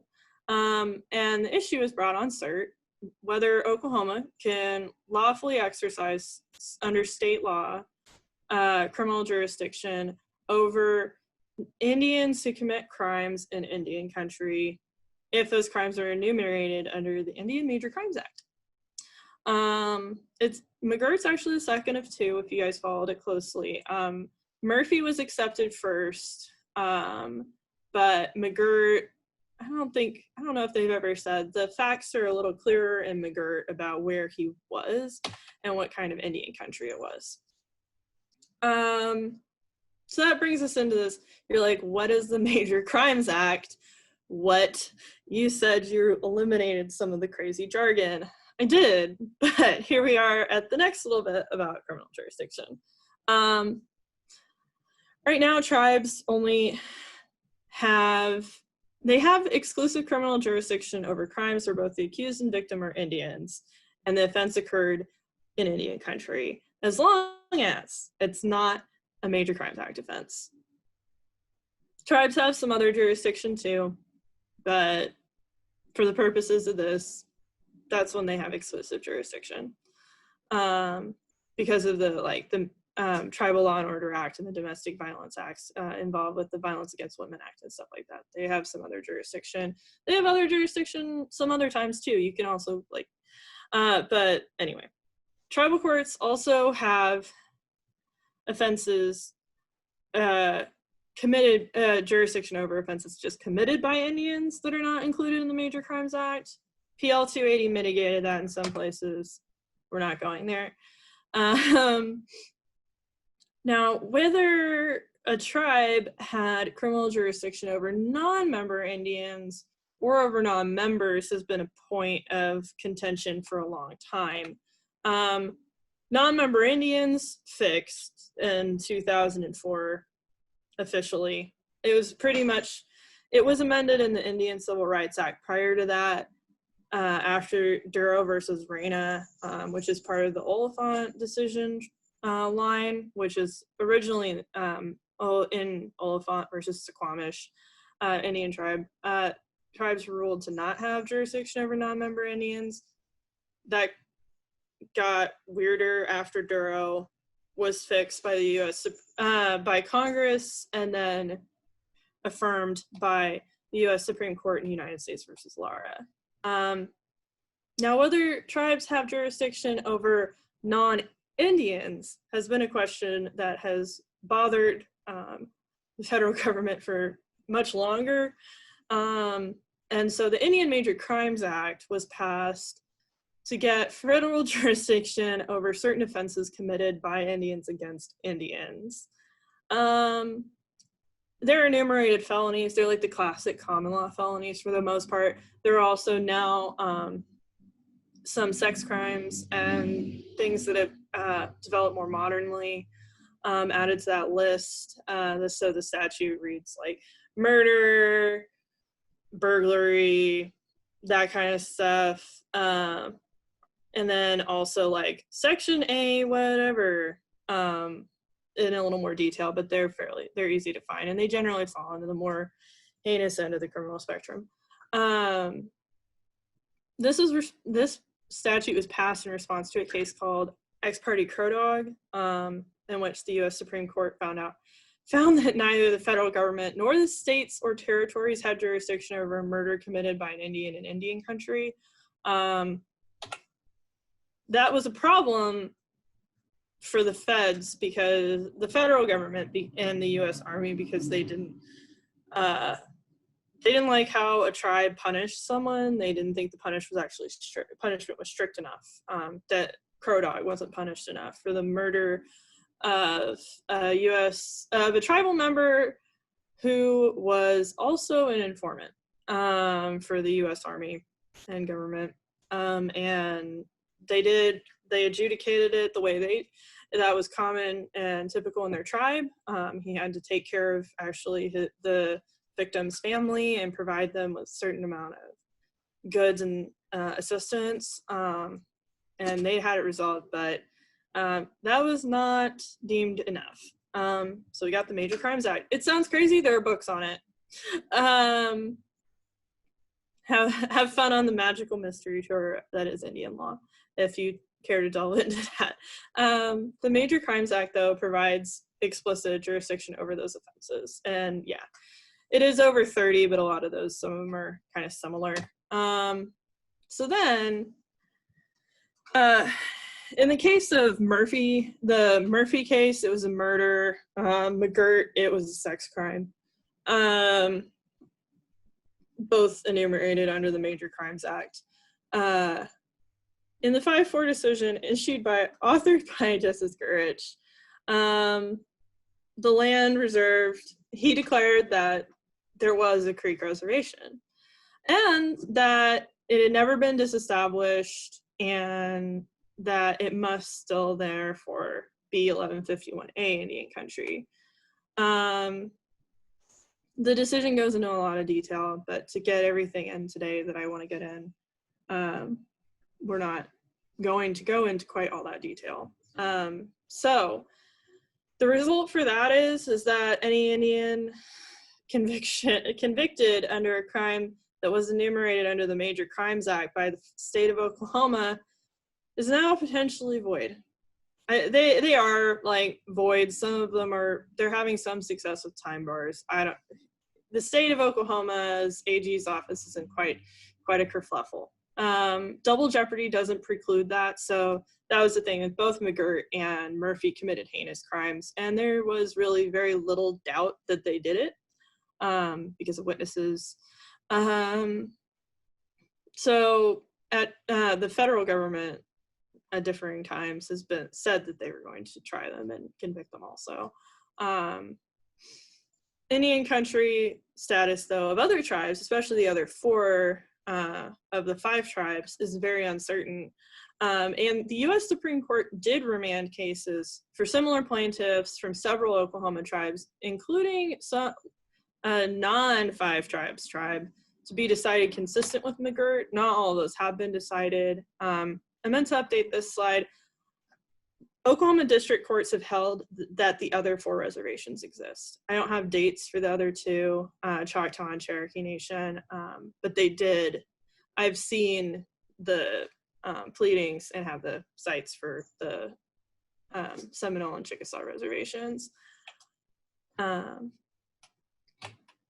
then outside Oklahoma, 7th Circuit, held that the Oneida Reservation in Wisconsin was intact because for the same grounds, because after McGirt, which really solidified another test called the solemn disestablishment diminishment test, Congress never acted, which was always to diminish or disestablish their reservation, therefore it still existed.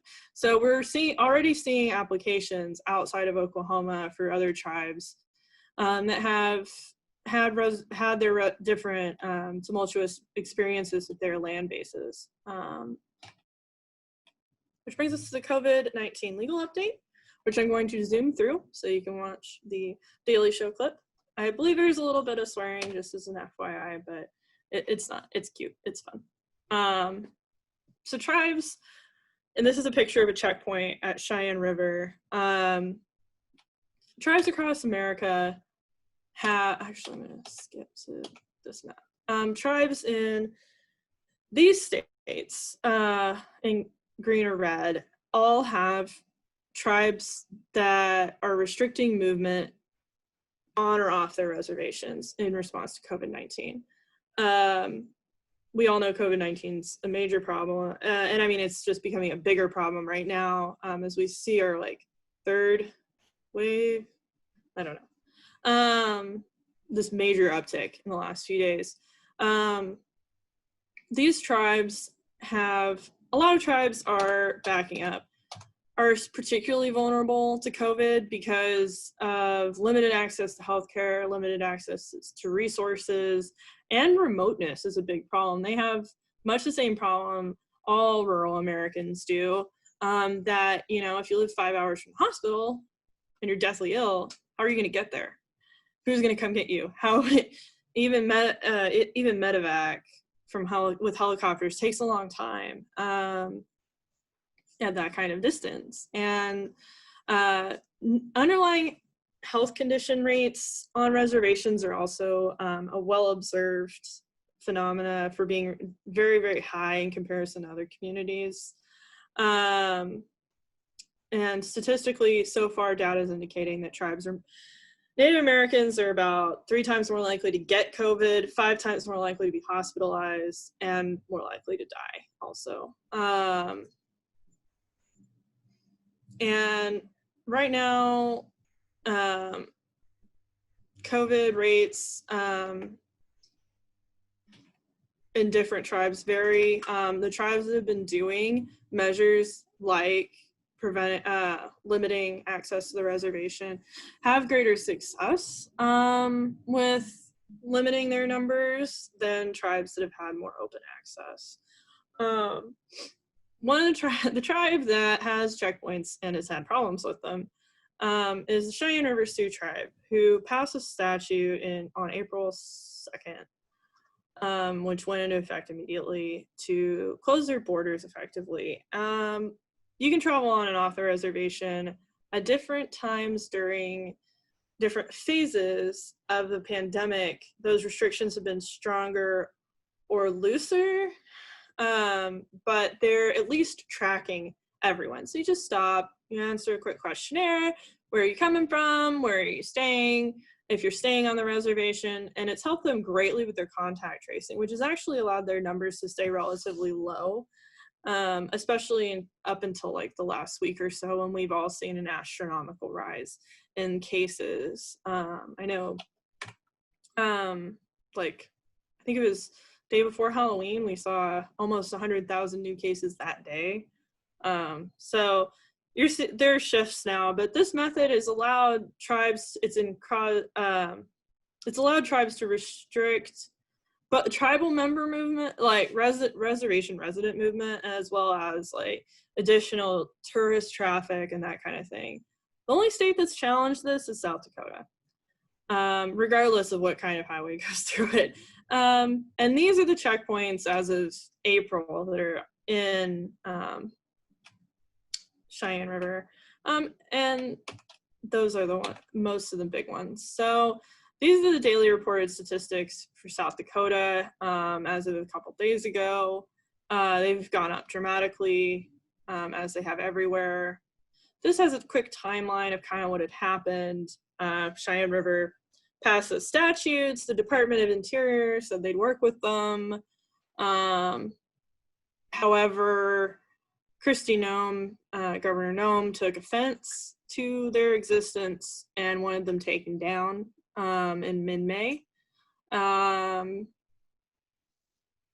Negotiations occurred with high levels of the federal government about the continued existence of the checkpoints, which is ongoing. The lawsuit was filed on June 23rd to address this issue of this ongoing. There's been an ongoing pressure from the federal government under the Trump administration to remove them, and which is it vacillates. Like sometimes they're very active in their pursuit of trying to pressure the tribe to decrease their to get rid of the checkpoints. Sometimes it's really ramps up. Right now, we're currently in the motion phase of that litigation is currently in the motion phase of that motion practice phase. Man, tongue-tied there. The next briefs are due at the end of December, or in early December, and then the government has a deadline to respond in January, which gets us to the fun part and the end. There is a Daily Show clip that I'm going to show you guys about where the Daily Show Trevor Noah went and sought out Chairman Fraser, the chairman of the Cheyenne River Sioux Tribe, and interviewed him. And as America debates whether we should enter another lockdown, there's still one maskless utopia where patriots can shop where they want, catch fireworks with the president, and even attend the largest gathering of people who wear leather in August. That's right, South Dakota. We took a unique path. We haven't locked people up. We didn't order a statewide shelter in place. More freedom, not more government, is the answer. But some locals aren't happy with the governor's lack of rules and are taking things into their own latex-covered hands. The Cheyenne River Sioux Tribe has set up 9 checkpoints along major roads and highways that lead into the reservation to protect people from COVID-19. But the idea has sparked some disagreements. Yes, the governor wants the checkpoints removed, and she's using her power as the state's top Karen to get it done. But that's not sitting well with Chairman Harold Fraser. Chairman, you're still staying closed. Is that because you hate freedom?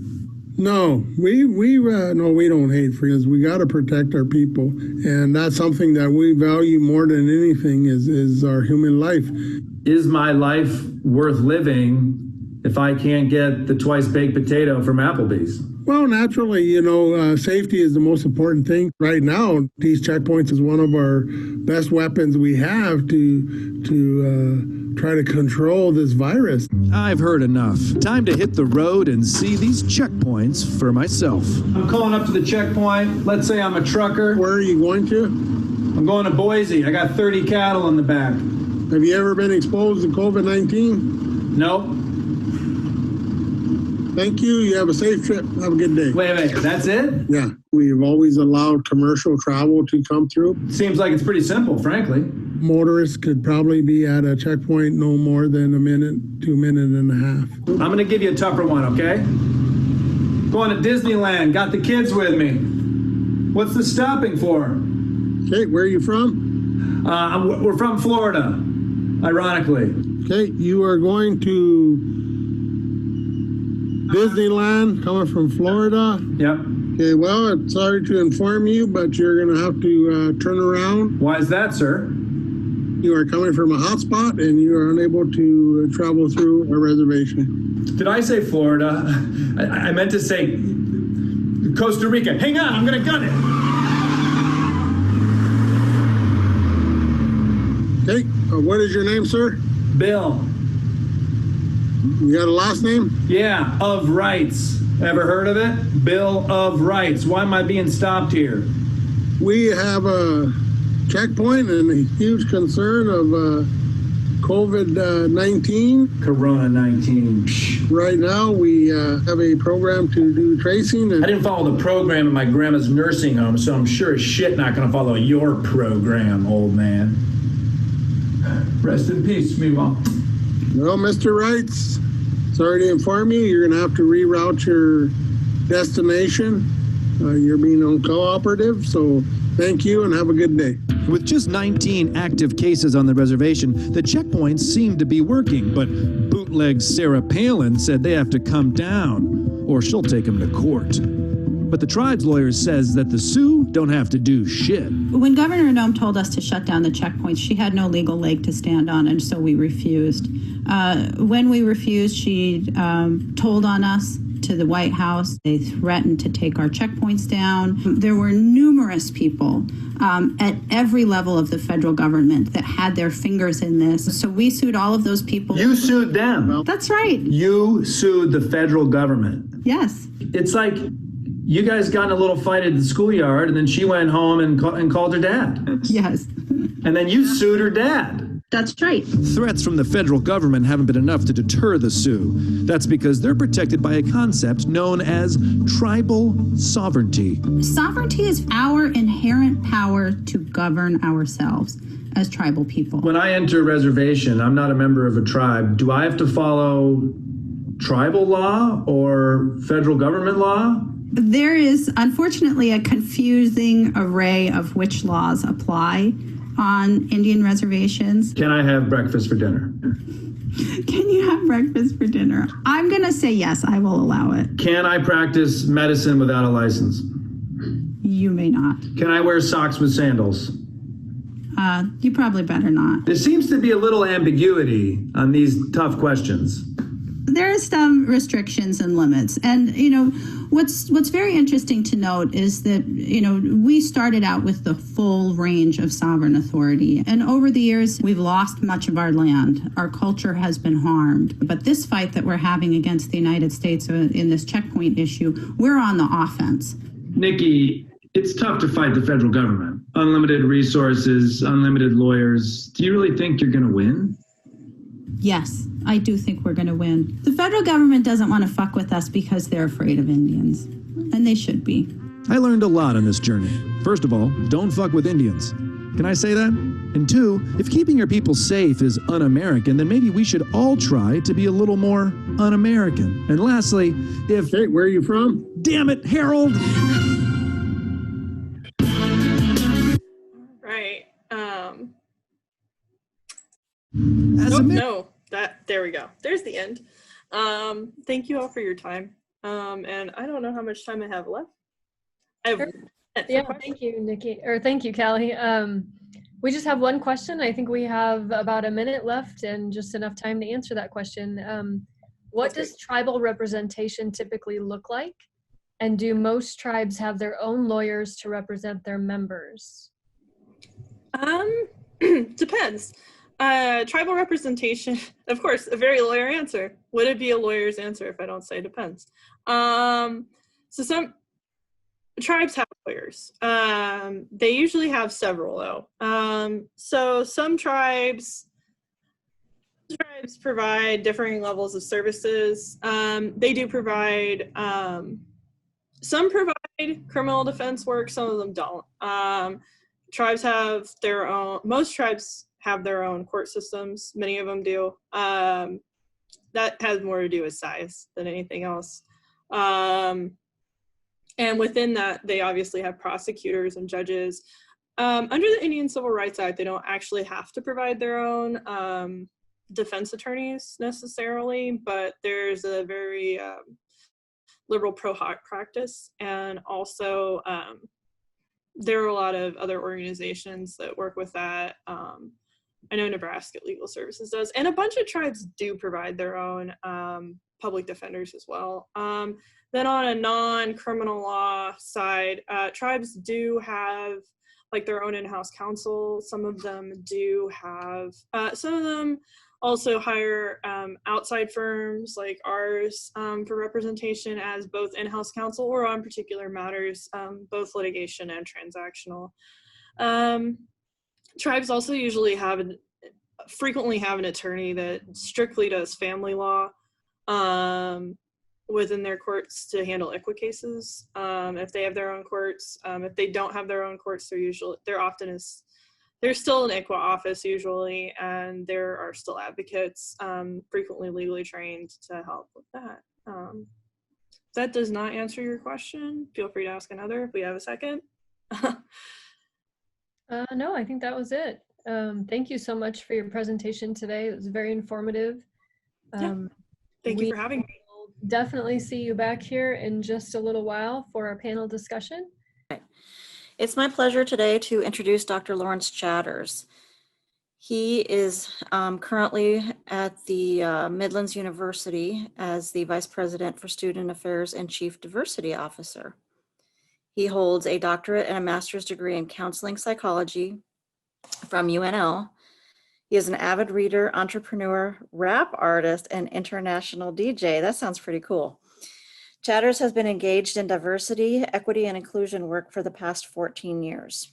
Through a range of professional experiences, including his current post, a diversity concentration in his postdoctoral fellowship at Penn State University, and his role as the Diversity and Inclusion Coordinator for the Nebraska Athletic Department, he has dedicated his time and efforts to equity and inclusion. Chatters considers his most important roles father to his 2 daughters and a partner to his wife of 16 years, Katie. With that, go ahead, Dr. Chatters. Okay, I just want to check to make sure if you can confirm that everyone can hear me okay? Yes. We can, and we can see you. Okay, awesome. That's great. You can hear me, you can see me. That sounds exciting. So thank you so much for the opportunity to spend some time with you all today to talk about the important concepts of both privilege and microaggressions.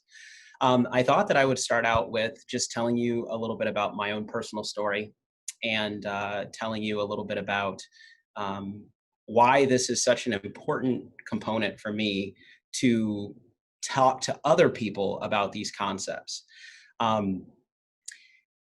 You know, my story really is a unique one in that I was born with a genetic condition called albinism, where basically it's a condition where I have a significantly limited amount of melanin in my skin and also my eyes. And I was also born with a vision disability, and so I'm considered to be legally blind. Which basically some of you know about, because if you take your glasses off, you can hardly make your way around the world, right? And so that was kind of the start for me in my life and some of the things that I had to grow up with. I was born into a military family, and that my father was in the Air Force. And so that automatically set me on a journey as I traveled throughout the country, moving from place to place as my dad would switch jobs, of constantly having to reintroduce myself to people. And with having a unique physical appearance and also, you know, experiencing the challenge of having a vision disability, that created some unique conversations as we move from place to place, you know? So just to give you an example, well, we moved 3 times during my 6th grade year, and some of you have had experience with moving. Some of you haven't. Maybe you've lived in the same place most of your life, but being the new person is never fun. And when you're the new person that also has a disability and looks very different, it's even less fun, of course, because you have to sort of create space for yourself by explaining why you look the way you look, or why you cannot do certain things if you happen to have a disability. And so throughout my life, I guess I started to understand that I was different, because people would always ask me questions, why do you look like that? Or why is your hair that way? Or, why don't you look the same as your parents? Are those really your parents? And they'd ask some really challenging questions of me, I think, that made me question my own existence, honestly, and made me question my own confidence, of course. I was bullied quite a bit too, because when you're different, people like to point that out. I think we can all remember being in middle school and, maybe treating people differently because they look differently or they dress differently or whatever the case might be. And I really had that experience quite a bit. And so as I grew up, I guess I would say that my parents were really strong parents, and they didn't necessarily want me to feel sorry for myself. I'll put it that way. So they pushed me and my older sister, who also has albinism and a vision issue. They pushed us like you couldn't believe and made us do everything that we thought we couldn't do. I can consistently remember going to my mom and saying, I don't think I can do that. I can't see enough. I can't see well enough to do it. And she says, well, I guess you're never going to know if you don't try. And so from home, we really received a lot of messages of positive support and really a lot of encouragement. And so I think that was integral in my wanting to venture out. Now, don't get me wrong. I was super scared as I did do the venturing out, because I always thought that I was not going to be able to be good enough at certain things. And as I started to build my confidence and recognize that despite having a vision disability, I was able to do certain things, it really helped to increase my confidence and my self-esteem. And so I started to venture out even more. And I recognized that my uniqueness was actually a gift that I had. I could not see well, but that didn't diminish my ability to be able to read quite a bit and just be a really inquisitive person. I think I really took that uniqueness and made it into a strength. And so as I went all through high school and then also off into college, I started to realize that there were some inherent benefits to being the person who was always going to be outgoing and someone who was well educated and someone who really strived to learn a lot. And I got to know a lot of people, was very outgoing and tried to be humorous and all the rest of that good stuff, and made a lot of friends. And so that really helped a lot. So that allowed people to start seeing past my disability, I guess. But that's why I guess as I moved into college and started thinking about what I wanted to major in, that's why I chose psychology, because I thought if I could understand human behavior, if I could understand some of the certain dynamics that have an impact on people and why they treat each other the way that they do, that perhaps I could change the world for myself and other people who struggle with some of those issues. The other reason that I chose psychology, to be honest with you, is because, psychology and being a psychologist and a counselor, I do depend on my vision a decent amount as I look at my clients to try to figure out what kind of emotions they're experiencing and everything. But it's more about listening, and it's more about using my auditory sense and my other senses to experience what my clients are going through. And it requires me to be empathic and emotionally intelligent, and those are things that I was really good at. And so that's another one of the reasons that I went into psychology. And I always figured as long as I could get to the office and sit in my office and listen to people as they come to me and talk to me about the challenges they're experiencing, then I can be successful in the space. Now, I talk a little bit about why, I had this ulterior motive to go into a helping people profession. But this is where it really started to cross into the ideas of inclusion and equity and privilege and microaggressions. As I grew up and as I was in college, I actually was able to do a summer program at the University of Nebraska-Lincoln, and it was called a Summer Undergraduate Research Opportunity. And that was my junior year in college. And so during that summer, I actually had a chance to work with Dr. Anna Shavers at the Nebraska College of Law. Absolutely amazing person. Just motivated me like you couldn't believe and really had me interested in going into law. And as I worked with her that summer, I actually wrote a research paper on the high incarceration rate of African-American males. And this is, again, as I was moving over into understanding sociology and some of those concepts, I wanted to do a little bit deeper of a dive there. This was in the late 90s. And so as I did that research, as you can imagine, it was very eye-opening to me. I started to see some of the disproportionate impact that the criminal justice system has had over many, many years in the United States on African-American males. Being an African-American male myself, seeing some of the statistics, 1 out of 3 will be incarcerated over the course of their lifetime, seeing some of the different, I guess, some of the different sentences that were handed down based on different forms of like crack and cocaine and some of these different types of things, recognizing the 13th Amendment and different things like that. And this is well before some of the stuff that we've seen more recently that has raised the awareness of people about some of these issues. I was a 17-year-old, African-American kid, like just, or right around 17, 18, 19, right? And I'm seeing all this stuff and I'm like, man, what does the world have for me after all this other stuff that I've experienced growing up with this disability that I have now going out into the world?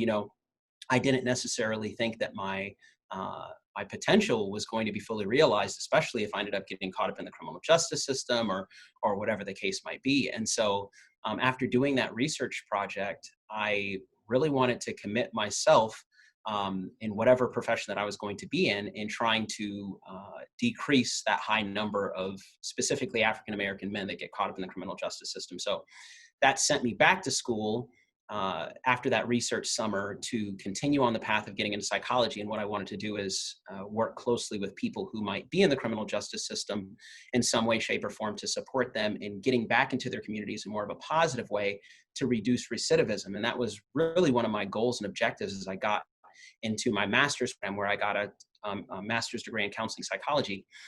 After I graduated from there, I worked at the state penitentiary in Lincoln for a few years. And that was such an eye-opening experience for so many reasons. One of them being that as a new mental health practitioner at the time, working toward licensure, there was no shortage of mental health issues, as you could all imagine, right? We kind of know this cross-section of the Department of Corrections and also mental health issues and mental illness and things of that nature, and substance abuse issues and all of those things. And so I'd work very closely with the clients that I had in there, did a lot of cognitive behavioral therapy groups. I actually worked in a place that's called the control unit, which is the jail within the jail. So if you get in trouble in the prison, you go to this space, and we had to do a mental status evaluation with these individuals once a week. And it was just so disheartening to know that these are people who are out functioning in society who committed a crime, ended up in prison, and then they're in this space where very much like, they're very captive in that space, 23 hours in the cell, 1 hour out. It broke my heart, just to see people treated that way. I also understood the importance of having safety in those spaces. And the majority of the time, those were some of our most clinically ill individuals in corrections. And so I got a chance to see that, to witness that, to utilize my skills in there to support the men who would come to the groups that I got a chance to work with. Also provided one-on-one therapy with a lot of clients in there and got to hear their stories. And what I continue to hear through those stories is this idea that most of the time these men that I was working with would have a unique set of circumstances that unfortunately would lead them to being caught up in the criminal justice system. This could be anywhere from familial issues, this could be abuse, or maybe an adverse child experience that they had that would set them on a certain trajectory. Being in a specific community where they had a limited amount of choices that they can make. Even if they wanted to do well academically or socially, there were other factors such as gangs or different things that would pull them in and disallow them to fully experience their potential in those spaces. And most of it was just about, if you look at it from the very pure sense, this kind of idea of some of these basic needs that they had were not being met. They didn't have the right nutrition growing up. They didn't have safety.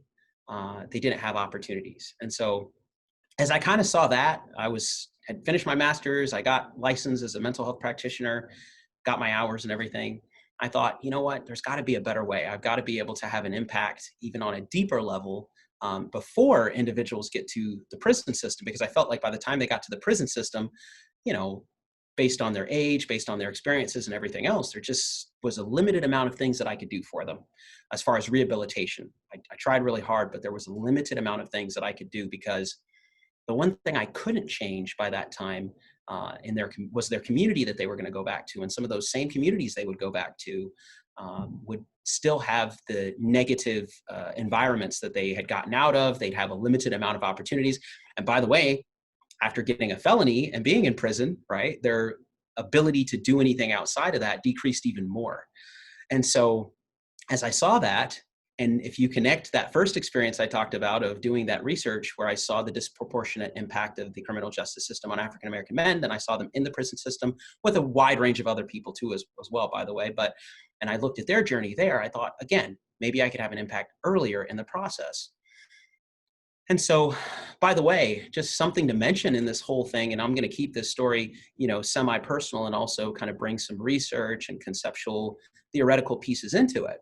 In my own family, as I was, finishing up my degree and everything, my youngest brother, I have two younger brothers.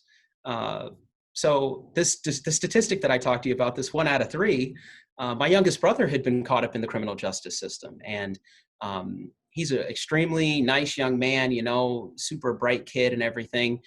We actually adopted him when we were living here in Nebraska. When my parents were here, my dad was stationed at Offutt. But yeah, for some reason, he grew up in the same household as me and my other younger brother.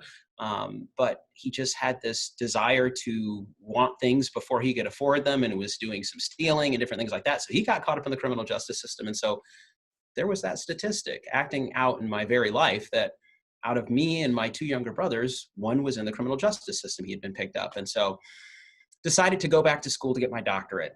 And the reason I went back to school to get my doctorate is because I felt like if I could, during my doctoral program, work on research and specifically focus in on supporting young men of color in leading them on different trajectories when it came to education and engagement and things like that, hopefully I can make an impact so that they wouldn't get to the correction system, right? So I really had an intentional reason that I went back. And so went back to school, worked very closely with my advisor at the University of Nebraska-Lincoln. We created a program called Building Bridges that we did in 2 of the local high schools in Lincoln, where we tried to get involved with at-risk students in the year. Basically, between their 8th grade and 9th grade year, we got in there to support them to make sure that we could help build the bridge for them from middle school to high school, because research has shown that that's when a lot of students who are considered at risk could disengage, is in that first year. And if they disengage during that first year of high school, their chances of dropping out increase significantly, especially students of color, especially young boys of color. And so again, with that intentional path that I was on, and also mirroring my own personal experience, I was in the high schools every day working with these at-risk youth, supporting them academically, providing them with some counseling, connecting their families with the school, because sometimes there's a disconnect there, of course. And we found that that research was, not only was it very rewarding, but it was also very impactful. So as we continue to kind of, as I talk to you about my journey and I try to describe to you why I do the work that I do and how I've ended up here, I just want you to understand it's mostly from my heart where I've gotten into this space and why I enjoy this space. And so anyways, my doctoral program ended up taking way too long along the way. Some of the stuff that she was saying during my bio, I ended up getting into some entrepreneurial pursuits. I actually owned a couple of bars in downtown Lincoln for a little bit. I was able to start a foundation that supports children's research, pediatric research across the country. I did some DJing overseas, which was just kind of a love of mine. I've always loved music since I was in college. And so I did a few DJ tours over in Eastern Europe and got over to Japan to DJ. Yeah, it's been a unique journey for me, right? But the entire time I'm working on my doctorate and trying to finish that up and kind of doing it on the side sometimes, other times it becomes the main thing. I finally finished my degree back in 2018. And during the process of going to school to get my doctorate, I worked in a wide range of spaces. I actually had a chance to work in as an advisor at the Multicultural Center at UNL. I also worked as the men's program coordinator at the Women's Center, where I helped to organize young men in college and college age to help them understand the kind of some of the impacts of being a man and being in college, and how we could support different movements, such as like women's movements and reducing the potential of sexual assault and different things like that. And that's where I kind of stepped into the athletic department at Nebraska and started working with the football team there to talk with them about how they could become champions to reduce and try to prevent eventually sexual assaults and sexual misconduct and inter-partner violence and stuff like that. While doing some of that work in the athletic department, you know, I started to get to know people over there, and then I ended up getting a job in the athletic department working as the coordinator for diversity and inclusion in the athletic department, and really started to kind of launch that. And this was back in 2016, you know, before, like I said, some of the recent stuff has happened. So we were really trying to do things in the athletic department to move toward more of an inclusive and equitable athletic department, because we had so much diversity in the athletic department. And we felt like if we could leverage that, as well as just the attention that the athletic department has across the state, that maybe we could start to help increase inclusion and equity across the state through athletics. And so I was kind of on the forefront of that. Then I finished my doctorate. I went out to Penn State to do a postdoc, where I worked in the athletic department out there as well, kind of doing some of the same things that I was doing at Nebraska, specifically focusing in on inclusion and equity and such. And, you know, then I ended up coming back to Nebraska, where I'm currently here in the position at Midland as the Vice President for Student Affairs. And through all of those different experiences and how this aligns with what I'm going to talk to you about today, is just that I've really had a lot of unique experiences over the years where I've been able to witness some of these concepts that I'll talk to you about, these microaggressions, where I've been able to witness the impact of privilege.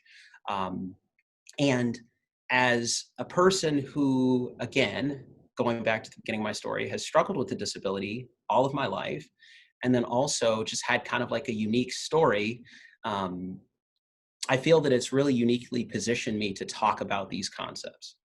And I've done a lot of inclusion and equity work. And one of the things I can tell you is that the first thing I feel is so important to do in these spaces is I think it's important for you to understand who I am as a person, because if you understand who I am as a person and you understand some of the challenges that I've had to overcome in the spaces that I've been in, where I haven't necessarily felt like I belong there, or I haven't felt like, you know, I've had the ability to feel comfortable, then I hope that I can tell you that as I try to impart this information to you all in the specific field that you're in, I hope you can recognize that my whole desire is just that you understand the impact that some of these things have on people. I also hope that you can, through me talking to you about some of these issues, really evaluate yourself and kind of how you have potentially experienced some of these things personally. Also, how you may have done some of these things to other people without knowing. But mainly, I just want you to raise your awareness about these issues so that if these things do come up in your daily work, or you do have an opportunity to potentially bridge a gap that has specifically to do with some of these concepts that we'll talk about today, that you'll take that opportunity. And mainly because what I can tell you is that research has shown that when people feel that they belong in a place, they're more successful. If you look at any Fortune 500 company, and you try to understand from their perspective why they seek out to create more inclusive spaces and why they try to make the workplace a more comfortable place for the people that work there, it's because they recognize that they improve efficiency and they improve the ability of people to stick around for longer if they can create inclusive spaces at their offices, okay? And one of the things that I just want you to think about in this moment is, I want you to think about a time that you really felt like you belonged somewhere. And some of the examples I give when I talk about really feeling like belonging somewhere is, you know, I don't know if you're a Husker fan or not, but I mean, if you happen to be a Husker fan, isn't it awesome on game day to like go out and put on your red and just be around so many other fans of the team? You automatically feel like you have something in common with them. Like, hey, we're here rooting for this team. Or maybe you're a Creighton fan, or maybe you're a UNO fan, or maybe even a Midland fan. When you go on those game days and your team is playing and everyone's come together as a fan to support that team. There's something so uniquely special about that, because you know that you are doing what the rest of the people around you are doing for the same reason. And if you're cheering on a team or you're really wanting to support a group, wherever that might be, it feels fulfilling. It feels rewarding because you're there and you're doing what everyone else is doing. All right. So think about where you feel like you belong. Like I said, it could be anywhere. It could be back in your hometown, right? Something else I want to bring into the story here is something really, really unique about my journey personally, is that when I came here to Midland and I was going to school, I met a young woman here from a small town in Nebraska called West Point. And, you know, we ended up like getting together and just like dating for, you know, a while, and we got married, and she's my wife, and we've known each other now for like 19 years. But I'll just put it this way. It was a difficult journey. And it also pointed out to me, by the way, in the process of getting to know her family and everything early on in those early years, that this issue that we had with race in our country was still very real, because I experienced it. And, you know, I was really trying to go through this whole process of figuring out what I did wrong to her father specifically, who just really did not like me at all. I was trying to figure out what I did wrong to him that made him not like me. And if it wasn't that I had treated his daughter badly, you know, I've always been a very respectable person, always very respectable to him and everything else. But there was something about that relationship that I couldn't change. And that was the fact that I was an African-American man, and that he believed that in her dating me, that her life was going to not be positive, that we were going to have problems for the rest of our lives, because here we are, this biracial couple, and different people shouldn't be together. She should stay with people that look like her, and I should stay with people that look like me. This is 2001, folks, right?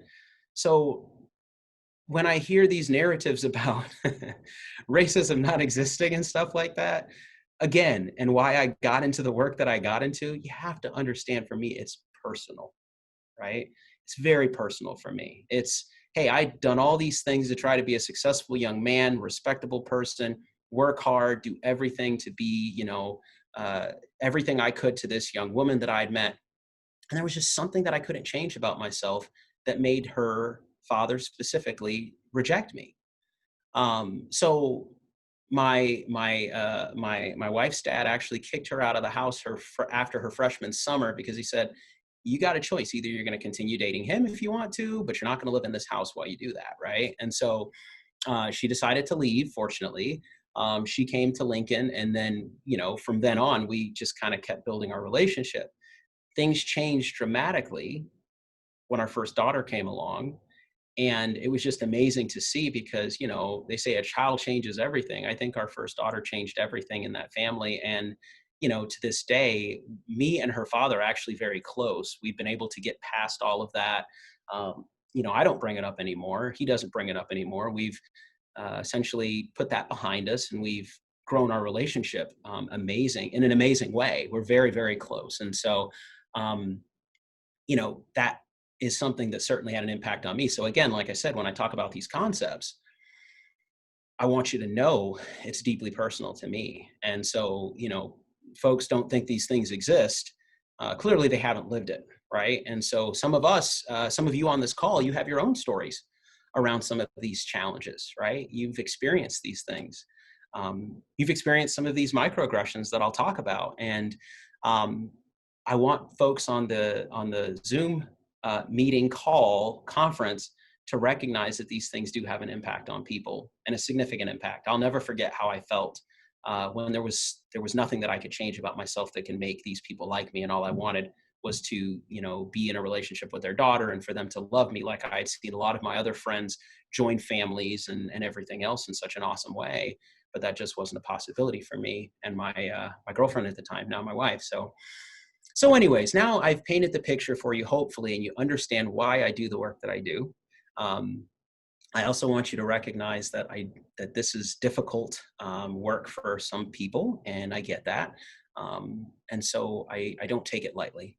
And I try to make sure that, you know, I don't talk about these things in a way that is in any way, shape, or form accusatory, or don't want to make anyone feel guilty or upset or anything like that. I just want you to step into the space with an open mind and an open heart. Okay. And so that's all I ask that you do as I kind of talk through some of these concepts. So one of the first things I'm going to talk about is this idea of microaggressions. Now, what's really cool is I just got a readership update on my dissertation, which was like super dense. And, you know, anyone, you all who've done a project like that, you put it behind you and you hope you never see it again. But I just got an update this morning that my dissertation has been downloaded almost 500 times, which is absolutely nothing. I know that. But, as a nerd, you're kind of like, yes, somebody cares about what I wrote. And I wrote this dissertation on looking at the moderating impacts of microaggressions on student engagement of African-American students at predominantly white institutions. What I was trying to figure out is, do students, African-American students who have experienced microaggressions, do they actually engage less as a result of experiencing those microaggressions? That's what my whole dissertation was on. And so when I talk to you about microaggressions, I want you to know that I truly am, a bit of a kind of like an expert on them, not only from experiencing them in my own life, but also just from doing my dissertation on them. And, spoiler alert, they do have an impact on students, of course, but what exactly are microaggressions? So that's the first thing we're going to get to today.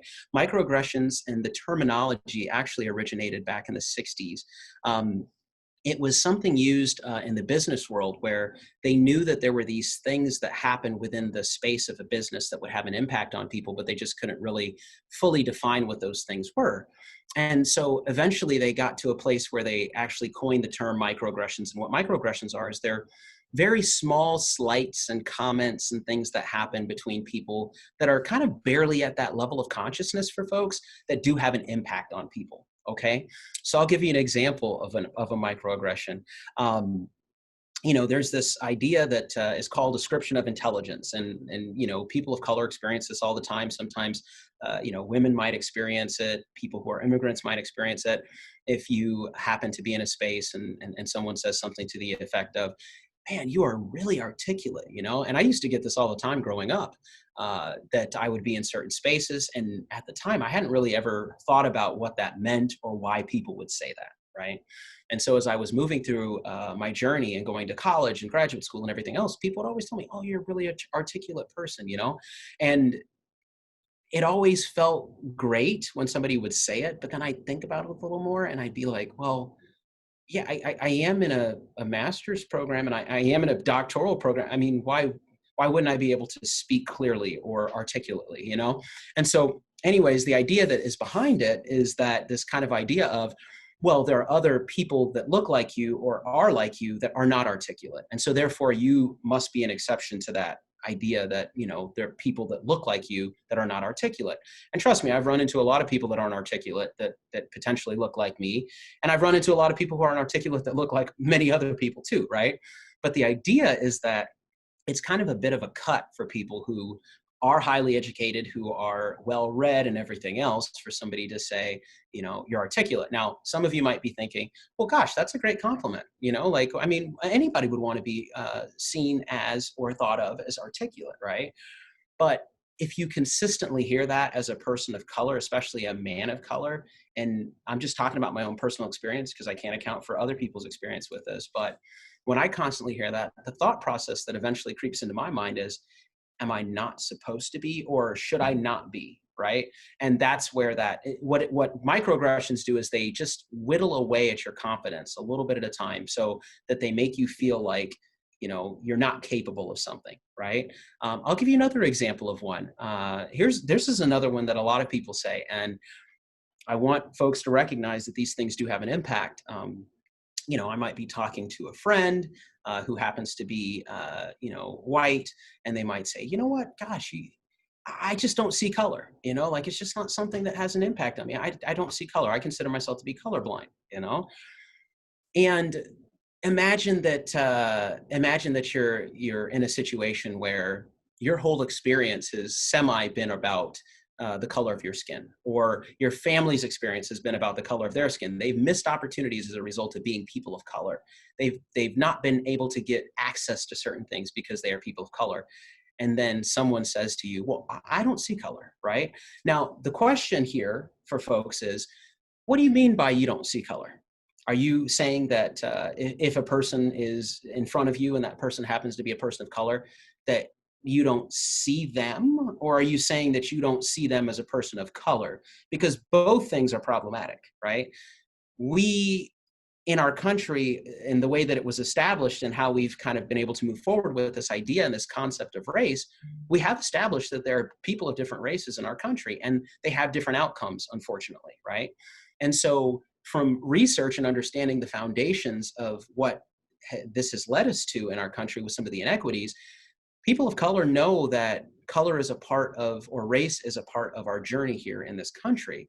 And so for people to say, I don't see color, I'm colorblind, for a lot of people that are in the space, it makes them feel like, well, you don't see me. You don't see some of the challenges that I've had to experience because of my potential skin color or whatever the case might be. And so that's another example of a microaggression. There's all kinds of microaggressions. There's microaggressions when it comes to disability. An example would be speaking to a person louder in a tone of voice if they happen to be in a wheelchair, just because a person might be paralyzed from the waist down or the neck down doesn't mean that they can't hear. For me personally, like as a person that has a vision issue, let me tell you a microaggression I experienced all the time growing up. I tell people in my classes, because they'd say, well, gosh, why do you have to wear those super thick glasses? Or why do you have to have those gigantic books? And I say, well, I'm legally blind. And they, well, what does that mean? Well, how many fingers am I holding up, right? And I think we all could chuckle a little bit from hearing that because, it's just something that we do, right? Or maybe did when we were so much younger, but it's a microaggression, right? It's like you think that somehow that I have to prove myself to you in this moment by telling you how well I can actually see, right? We do these things as we're young. Seeing a person that happens to be of potentially Asian descent or Latino descent and asking them, where are you from? Like they're not from the United States, right? Even though we have people from all different backgrounds and cultures here in the United States now. And so, these are just some examples of what microaggressions are. There's others that are a little more personal situations that people of color experience. Walking around the mall, I experienced this quite a bit growing up, just being a young man of color and going into malls and stores, and people would just follow you around, can I help you? Asking you like so many different times if they could help you. And you're like, no, I'm just looking, seriously. Eventually, as a young man of color, you just learn to like keep your hands behind your back and just walk around the store like you're just browsing, so you don't put your hands in your pockets. If you think these things don't still happen, I'll just tell you, I took my family to Estes Park this past summer, and we were there shopping in some of the shops there. It was kind of cool. It was our first time going out there.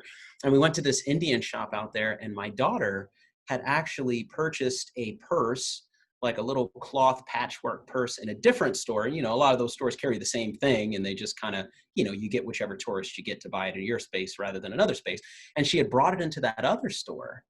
And, when we bought it at the other place, I was really kind of hyper aware that we needed to hold on to the receipt. And so, but, unfortunately, I didn't hold on to the receipt, and my daughter didn't hold on to it either. And I think she actually purchased it with her own money.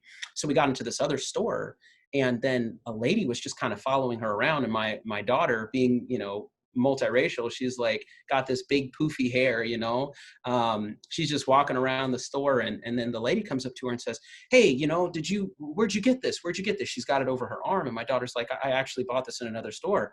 And she's like, oh, well, do you have a receipt for it? And so my wife and I had to step in. We're like, hey, no, we bought this in another store. Like we did not take this from your store, And so anyways, those types of experiences, even in this day and age, are examples of microaggressions, And so it's just really unfortunate. And my daughter had to experience that. And I was very sad that she had to experience that because, it's just, it's just kind of a commonplace thing that some people of color have experienced before.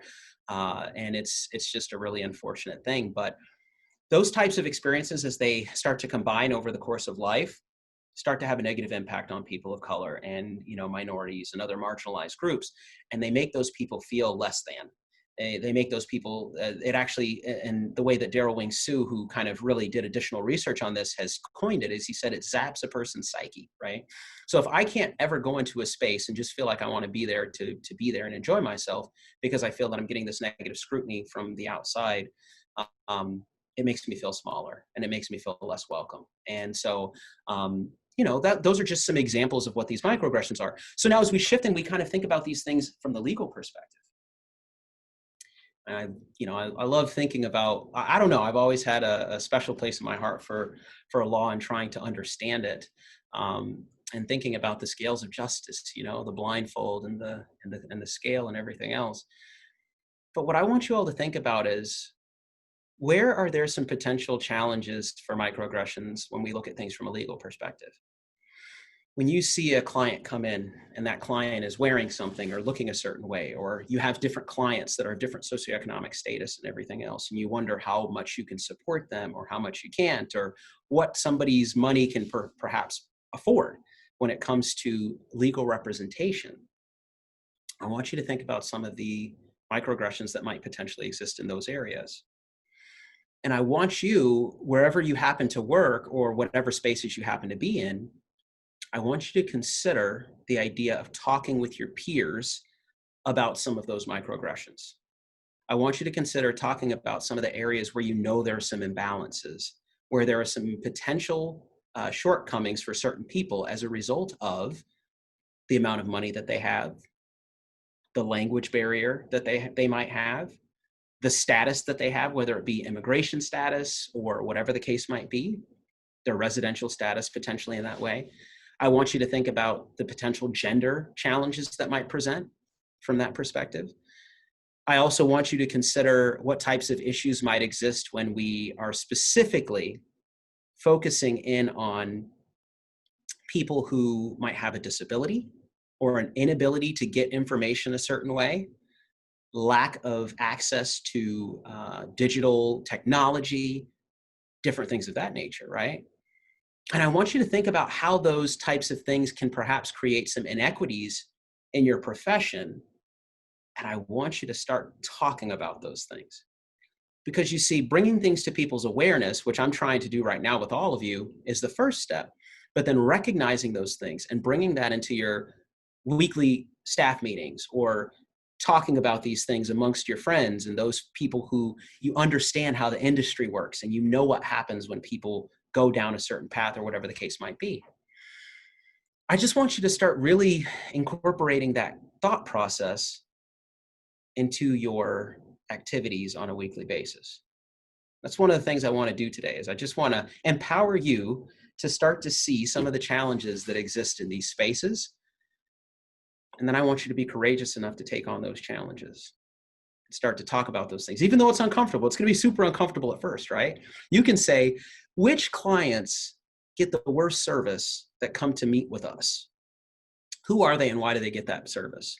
And if you might, be able to answer those questions, I mean, gosh, that's going to be such a challenging thing to ask yourself. Or let's flip that on its head. Which clients that we work with get the best services that we can offer? And why do they get the best services that we can offer? Are there some barriers for people to get specific types of service because they're lacking certain things, right? Access and equity. So make sure that as you're thinking through some of these things, you maybe start to write these down, and as you answer these questions, you can start to create some different strategies through your organization that when you see those individuals coming in, you might be willing to say something about that. This might be an issue, but I want you to know that we've created this other program that will allow you to be able to get past this barrier, because we know this is something that can potentially happen, okay? So those are just some examples there. And like I said, some of these microaggressions that we might inflict on people as they come into our spaces. And like I said, nobody's immune to these things. These are things that we all do. Our brains are set up to categorize things. And so when people say, things like, well, I'm not racist, I don't see this type of stuff. It's like, well, your brain is. So, unfortunately, it's hard for you to navigate that without having to step directly into it. When you hear people saying certain things, you hear an accent, you hear certain other aspects of how a person presents themselves, you see what they come in wearing, and you understand that maybe they might be from a different means or whatever the case might be. All of these assumptions that we make, I want you to be able to check your behavior when you're interacting with people and say, am I potentially engaging in some of these microaggressions by making a person feel that they're not welcome here because they might not necessarily speak the language as well? Or do I have some of the documentation in my space that happens to be in multiple languages so people can understand it? Different things like that. I just want to raise these things to your awareness today. And so some of the other microaggressions that I don't necessarily have to go so much into, I talked a little bit about the one that specifically focuses in on criminality, which is something that some people of color experience, people waiting for an elevator and not wanting to get into an elevator with you, crossing the road if you're walking down one side and they see you come in, different things like that. We've seen a lot of this criminality microaggression happen over the summer with some of the killings that happened and everything, where people were really, really deeply diving into this idea of what did a person do that happened to be unarmed that made, that police officer kill that person, right? And some of these things, again, as we kind of zoom out and we kind of look at things from a legal perspective, and we would like to hope that the legal system would have a way, whether it be through the grand jury process or whatever the case might be, of coming to some kind of an equitable decision based on the evidence. We have to understand that inherently there's some imbalances there because of just what people have experienced in our country and what people see and what people hear and all of the rest of those things. So now we shift from there and we start to think about this concept of privilege. And when I talk about privilege, I want to center you in a thought process here. First of all, we are all privileged today, including myself, to be here on a Zoom call. We are all using a certain level of Wi-Fi today. We are all using a certain level of technology. Some of us might be on our phones, some of us might be on our devices. We are on those devices. So we have a certain amount of technological privilege that we are exhibiting right now in this moment, including me, right? And so the other thing I want to do when I kind of try to center you in this idea of privilege before I kind of venture off and talk a little bit more about it is I want to ask you the question of thinking about waking up this morning and, just thinking about what you were going to do today. And I want to ask you the question, number one, did you struggle finding something to eat for breakfast because you couldn't afford it? Number two, did you have to think about, being able to find a safe place where you wouldn't be in potential for bodily harm while you were going to be on this call today? And number three, did you think about any specific accommodations that were going to be made for you to allow you to engage in this call today, as opposed to you opening up your computer, getting on Zoom and tuning in, right? And, if you think about those three questions, you're starting to venture a little bit into this idea of privilege. Now I'm going to broaden the conversation a little bit, because here amongst this group who all has some space, where you work closely with folks and you're looking at legal issues, I want you to broaden that a little bit again, as we were talking about before. What are some of the challenges that people that come to you that need support have when it comes to lacking certain privilege? How many standard Americans truly understand the law? How many standard Americans truly understand the legal system and certain things that have to be done? And I've kind of seen these things have an impact somewhat on my students. I've clearly seen these things have an impact on my family, with my younger brother, who, by the way, has been in and out of jail quite a few times. So as I think about the legal system and some of the challenges that are presented to him and some of the issues he's run into with child support and stuff like that, I start to understand how things of privilege, how these concepts of privilege really work, and how certain people have privilege and other people don't. And, today, it's a big day in the United States. This is election day, right? Election day 2020. So how many of us on this call that wanted to potentially had an opportunity to vote in advance, or we still plan on getting to the polls tonight to vote, to exercise our right, and everything else. It's another privilege. There are some people who have lost the right to vote, whether it be right, wrong, or indifferent, or whatever the case might be, because of a felony or whatever the case, And so when we think about these things, that's where I want to kind of start from that central perspective of understanding what privilege is. We all have certain privileges. We all have certain privileges. Now, these privileges, by the way, are things that, for some of us, and this is one of the great things I used to do when I was speaking to young men, and I talked to them about male privilege, and they'd be like, male privilege? Like, we don't have male privilege. I'd ask the question of them. I'd say, hey, if I were to ask you to go on a jog tonight at, whenever it's right around now, so during this winter, as winter starts to come on, or whatever the case might be, I say, and I were to ask you to go out and jog tonight at 8 o'clock, and I say, hey, I'm going to meet you here at 8 o'clock, and we're going to go on a jog. What would you do to prepare for that? And they'd say, well, probably get my running shoes on, I'd make sure that I had something warm because it's probably going to be a little cold, or whatever the case might be. And I said, every time I asked that same question of the young women in these sororities that I'd be working with, they'd have a whole wide range of things that they'd have to go through to determine, first of all, whether or not they'd be willing to go out and run at night, because there could be some safety issues for them, or whatever the case might be. They have to do a lot of checking. I say that in and of itself is the privilege of being a man. You don't have to worry about some of those challenges. And trust me and believe, I know there's some women that might not necessarily worry about all those things too. I'm not saying all women do worry about those things, but I'm just saying there's a whole nother range of things that you have to worry about. It's just like being a parent, I talked about my two daughters. They're 16 and they're 12. So my 16-year-old is driving now, which is very scary. And so every time she leaves the house, as a parent, you just have that worried feeling like you're not comfortable until your kid is back at home and they're in your household. So just imagine what it must be like when you are a parent and you have a young son who is doing some of these same things that everyone else is doing, but he just happens to be like a young son of color who's going out and having to interact in the world. And you're seeing some of the things that are happening in the world with young men of color and law enforcement and different things like that. And you recognize some of the challenges that exist as a result of what your young son looks like and what they have to deal with in the world. And you recognize that there might be some extra anxieties there, And so some people, by virtue of the way that they were raised, or the amount of money that they have, or the access that they have, and the potential, end up having more privileges than others. And so when we talk about privilege, I don't necessarily feel the need to focus in today on a specific type of privilege, but I do want you to think about the privileges that you have. I want you to think about the neighborhoods that you grew up in. I want you to think about the access that you had to certain opportunities that maybe other people didn't have. And if you think about those things also from a legal perspective, I encourage you already to start thinking about how you can broaden this conversation to pull in the people in your office and kind of ask these questions about what kind of privileges do we have as a group here?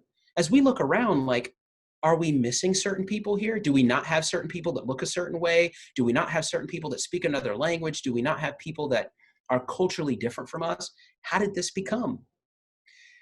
I had an opportunity to work closely with some groups that were trying to really increase the number of young people of color that went on to law school. And that's near and dear to my heart because I think my oldest daughter wants to be a lawyer.